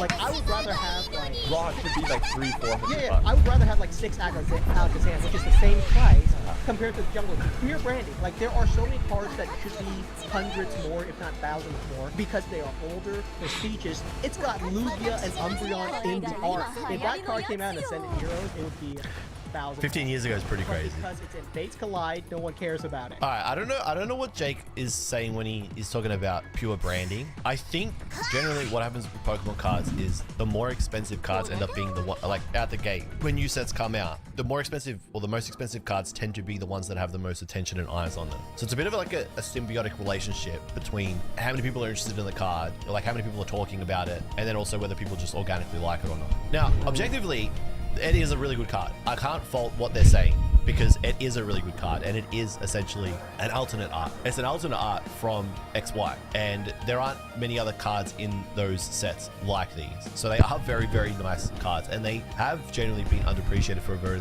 very long time. I think there's probably just a better discussion to have about it, which is kind of like what we were talking, and it's easy for me to say this, like Hong Kong, do my own horn. But I feel like there's just, exactly, it's just like how he frames it, Zanga fan, where like, there's probably just a better way to have this conversation, or like a more interesting way. And that's always my big issue with Pokemon card content, is like, wow, like you're right, it should be more expensive. It's just a vapid conversation for me. I would just walk away if that was like, I'd be like, yeah, anyway, nice to meet you. If I was having a conversation with someone like that and that's something they say to me, I never met them before, I'd be like, okay, we're not really gonna have a very fruitful convo here. Maybe that makes me like stuck up and judgmental, but I just don't think it's like interesting and fruitful. Having a discussion about, hey, why did people not embrace these when they came out is much more interesting. And there are, and it's not like people didn't embrace these when they came out. Like people who liked these cards got them. And then people who were like, hey, I should probably get that before it becomes a crazy card, also got them. Which I feel like some of us, because you guys were saying I recently bought this for my Arata binder, you know, kind of fall into. And I picked this up recently as well. That's probably a more interesting conversation for me anyway. But just being like, yeah, it should be more expensive, and then comparing it to modern cards is definitely a fallacy, I think. Because modern cards, and it's something that isn't spoken enough about enough. Modern cards is just so overpriced. Like it is, they're unsustainably overpriced for how many there are, right, out there. Because this is an hour long. Actually, objectively. All Twitch streamers. I saw this, and then the fucking Suicune EX sent someone that I know. I don't know if they're watching today, but they watch.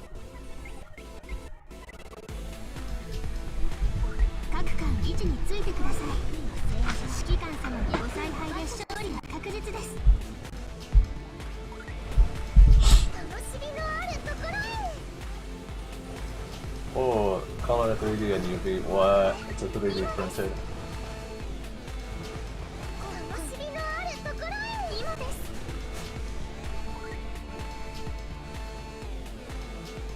All I'm gonna do is leave. Hold on, I'm gonna watch anime. Let's see if I can still. Yes. Alright. Haha.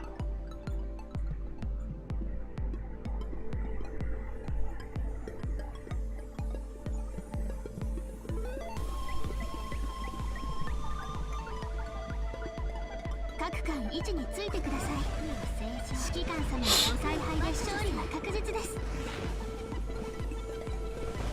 楽しみのあるところへ。会心の一撃。今です。会心の一撃。楽しみのあるところへ。今です。火力全開。Crap. はーい。あなたが指揮官？今日のお鍋は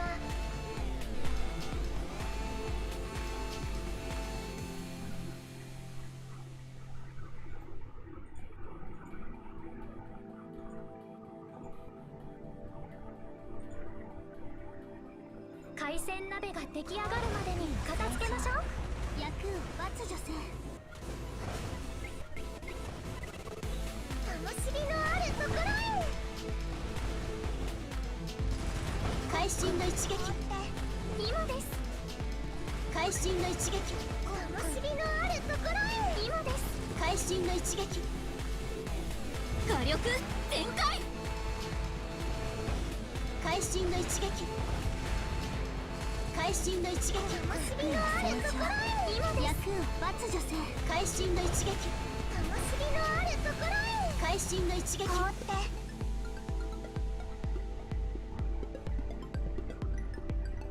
はじめまして、家臣よ。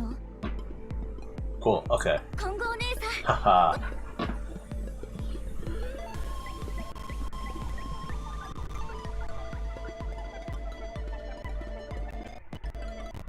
Let's see.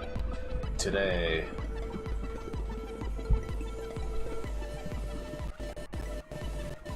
Today's updates. Slime. 指揮官様との間のすべてが全部壊れてしまえばいいのに。若槻が一番やり。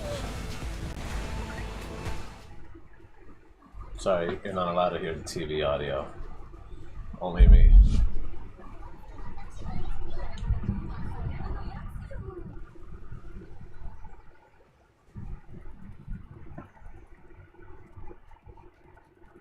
Here, I'll give you background audio.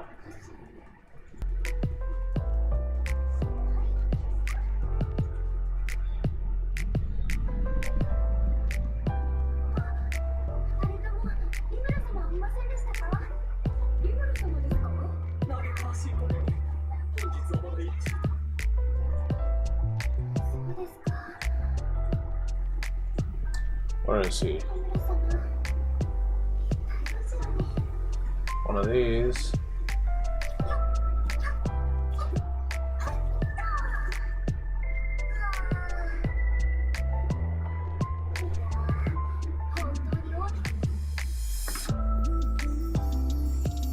How's episode 1?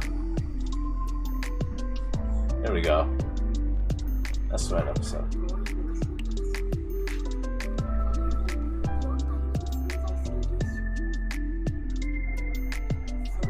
SS. Oh, the dailies.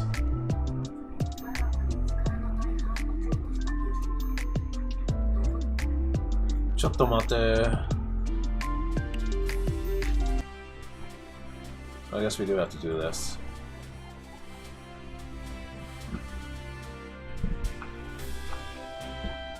Alright, let's do our 10 build.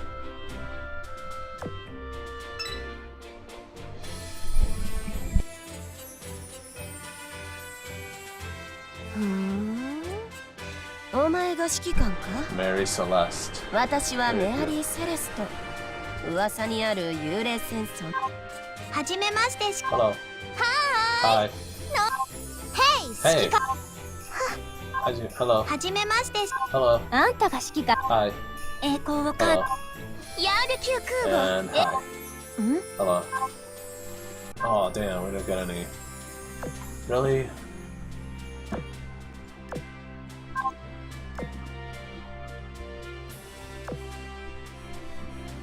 Then I just need to finish the hard mode stages. Okay. And then we're done for today.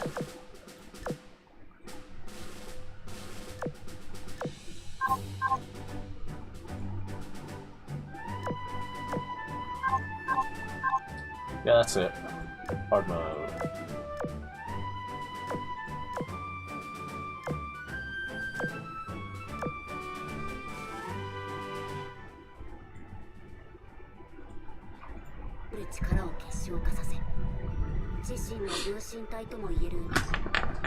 Whoops.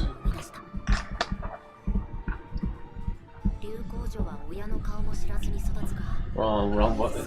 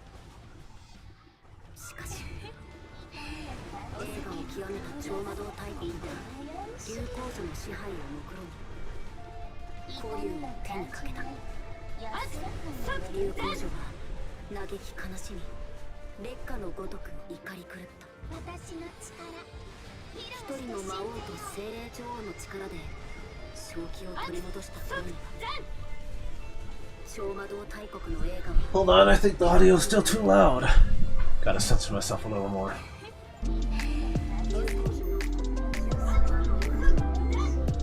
That's made better.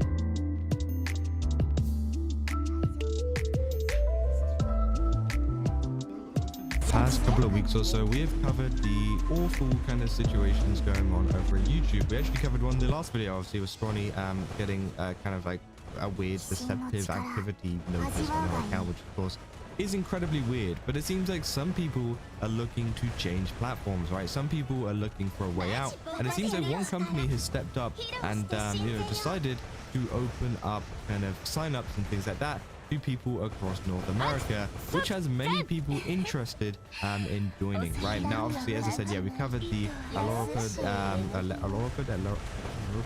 how do you say that? I don't even, I'm sorry if I said it wrong, but of course, you know, she has been, you know, hit by this, as well as Smugglerlana was hit by a 7-day ban as well, which we talked about, which it seems like her channel is back up, which is good. But of course, people are getting more and more frustrated with YouTube in general over their decisions, especially towards VTubers and especially towards certain kinds of content creators, right?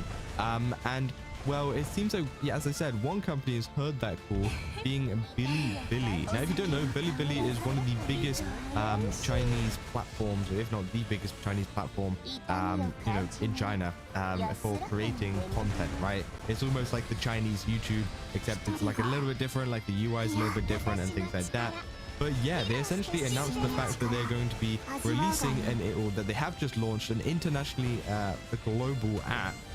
So anybody can access it, especially across like North America and things, and essentially allowing people to, you know, identify themselves for verification and things like that, but allow them to do it with like US or UK or whatever verification, rather than, you know, obviously having to have like a Chinese ID, because beforehand you had to have like a Chinese number and stuff like that, which of course, and it's already opened up sign-ups, but the same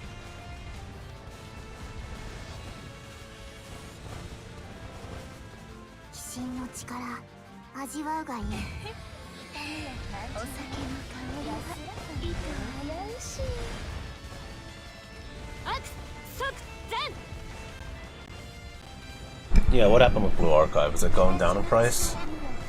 Maybe it's going down in price. Talk about BA. Blue Archive, the animation, is currently on sale. I love Blue Archive. I'm really sorry to the Blue Archive players what is happening to your game right now. It's very unfortunate, but... What happened to the Blue Archive game? New gacha system. Oh yeah, the new gacha system. To the Blue Archive players what is happening to your game right now. Very unfortunate, but I genuinely like Blue Archive. It is my daily driver for gacha games. And when we were doing Mobile Monday, which I gotta bring back, and we're actually gonna do a Mobile Monday later over on Twitch if you want to follow me on Twitch. And it's very unfortunate that the gacha system, they did major changes to it. Like, that's unfortunate. But I still like it. You know, if I'm being honest, I love the character designs.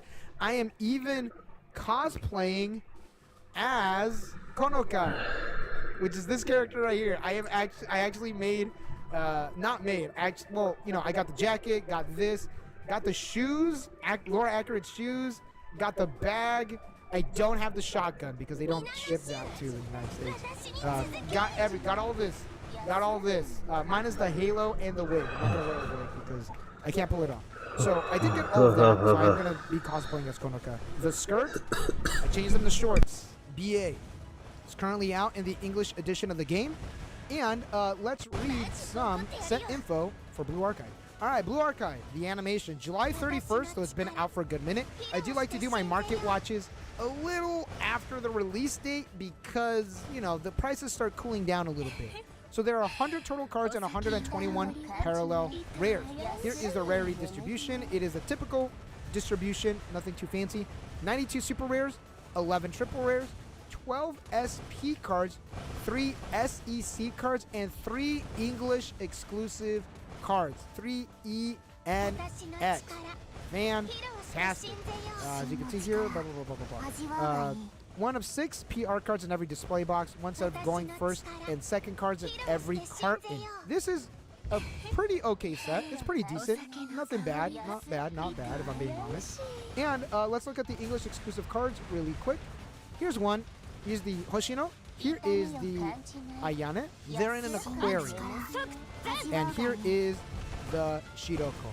And if you remember, over here on the Bushiroad Championship Series 26-27, we got 2 more in the aquarium. So you can combine all of the cards together to make a full picture, which I absolutely love when they do that. Oh, also this card's down here as well. Why not? And we don't have the Meister Cup yet, which I think we should be getting sooner than later. Which I think we are going to be getting the Problem Solver 68 Climax card for the I was gonna say Climax Challenge.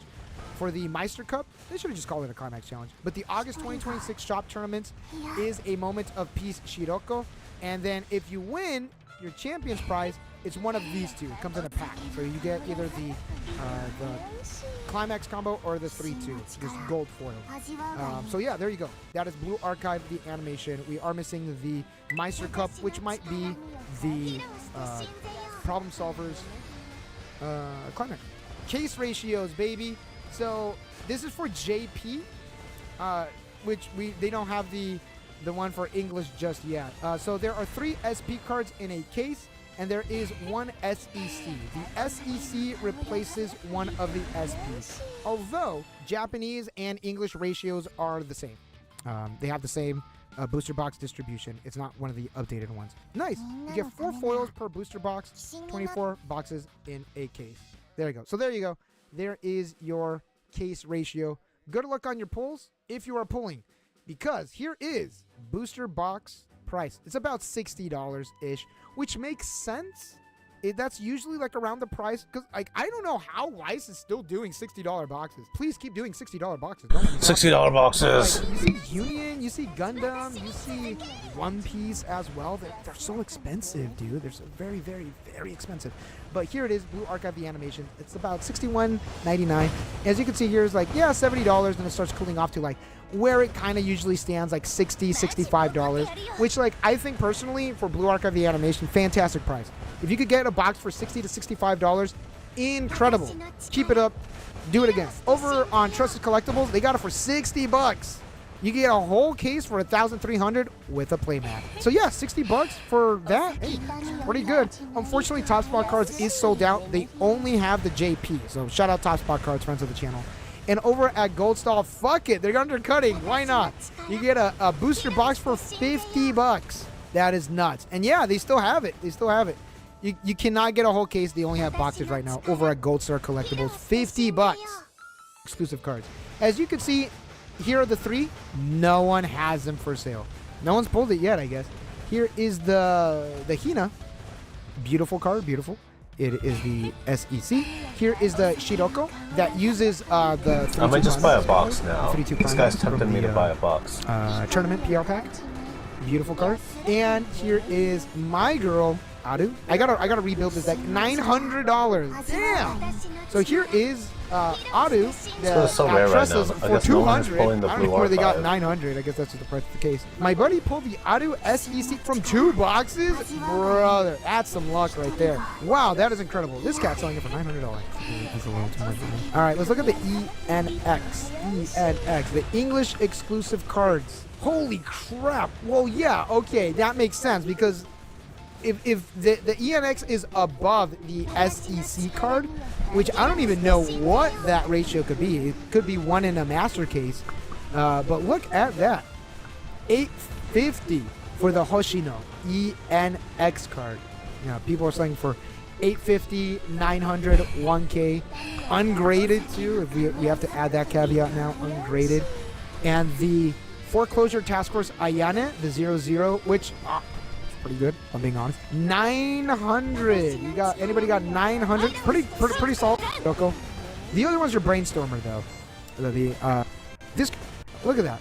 And that I here are, but $1.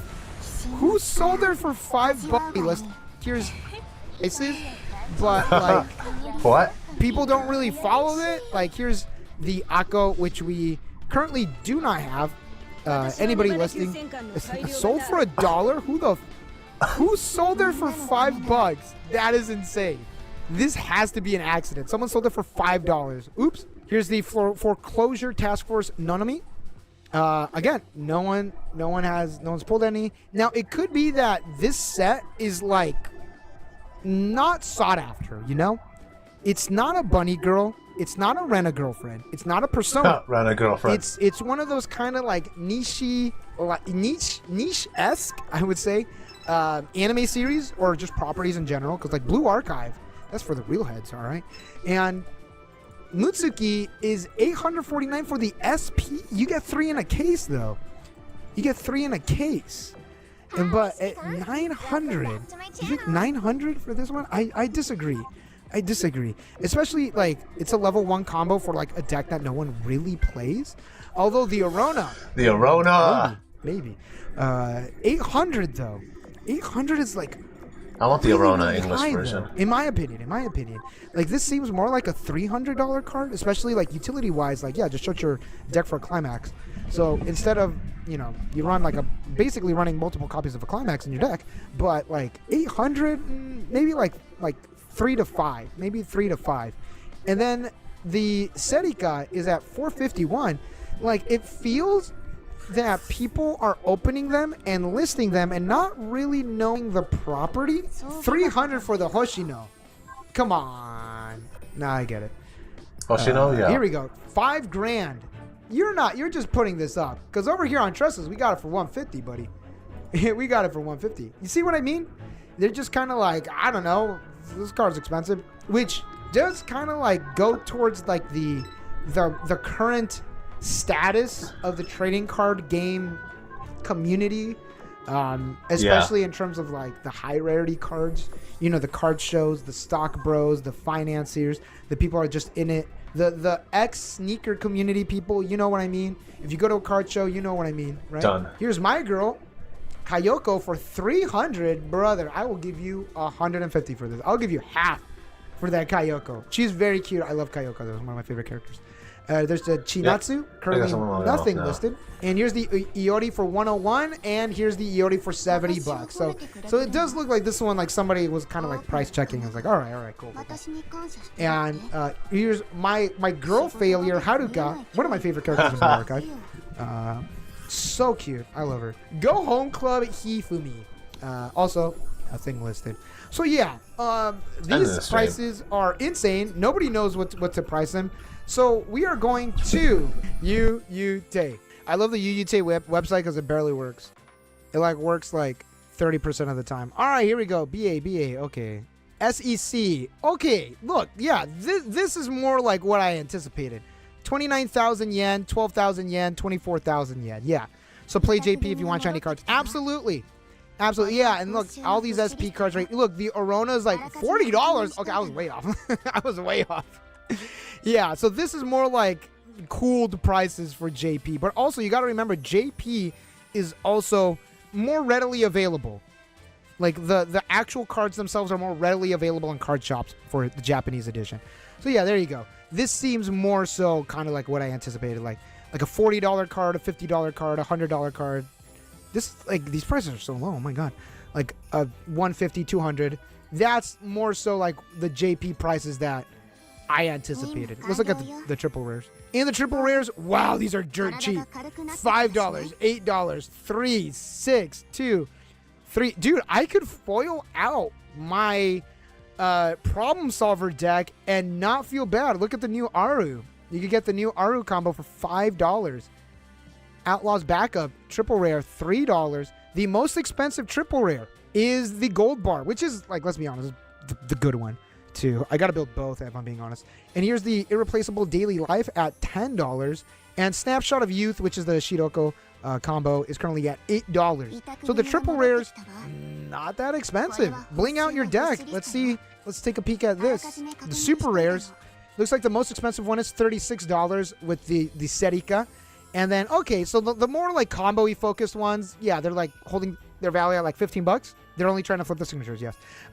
Yeah, it's like about the $15 range. And then like all the other super rares are like about $3.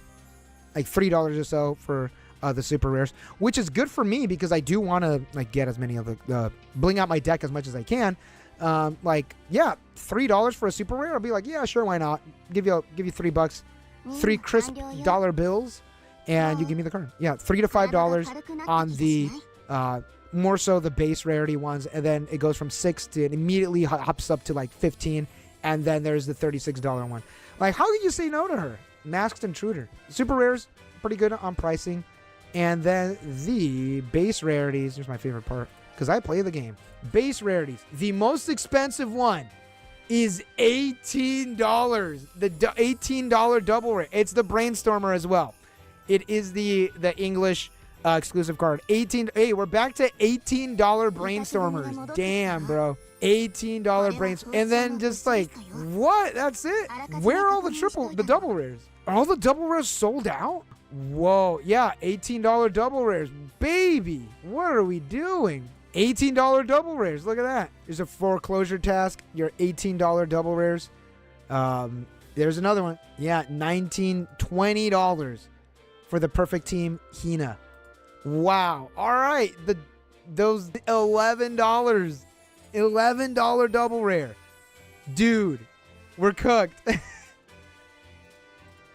Brother, we're cooked. What are these double rare prices? Oh no. So if you get a double rare in your pack, like when you go to locals, it's like you enter and you get a pack. You pull a double rare, you can flip it for like $10. Like, dude, these double rares are expensive. I've never seen double rares at this price. Why is this healing? I guess.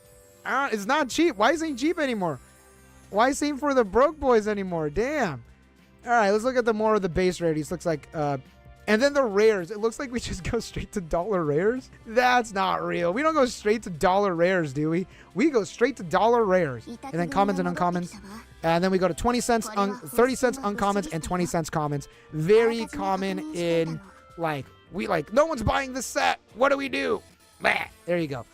Very common. Very, very, very common in that. Man, holy crap.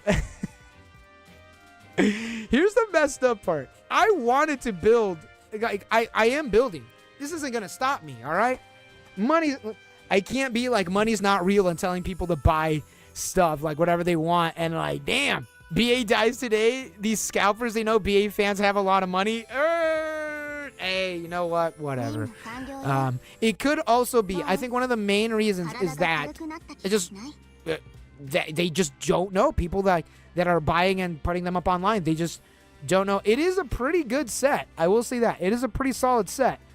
Is it going to be meta? I don't think so. Maybe there'll be like the one or two stray ones, but I don't think BA is going to be meta. I'm going to try. I just saw the prices. But yeah, I think mainly for the high rarities, like people are just like, oh, shiny card, throw it up online. Oh, shiny card, gold shop, throw it up online. Try to get my price for the case on it. As for like the double rares, like, yeah, this is like pre-COVID pricing for the double rares. Dollar rares, 30 cent uncommons, 20 cent commons. You love to see it, maybe. So yeah, let me know in the forums what you think. Are you going to be playing Blue Archive, the animation? What deck are you going to be running as well? And yeah, I'm going to start saving up my money. Hoshino swimsuit. I did buy this in JP, so I'm going to have to do some shenanigans. But if I do want to take this to BCS, I'm going to have to pay these prices. If you get a sealed box and there's 3 double rares in that box, if you get one of the higher rarity ones, the more sought after ones, you'll get your money back quick. Pretty damn quick. So, yeah. Good luck on your pulls, everyone.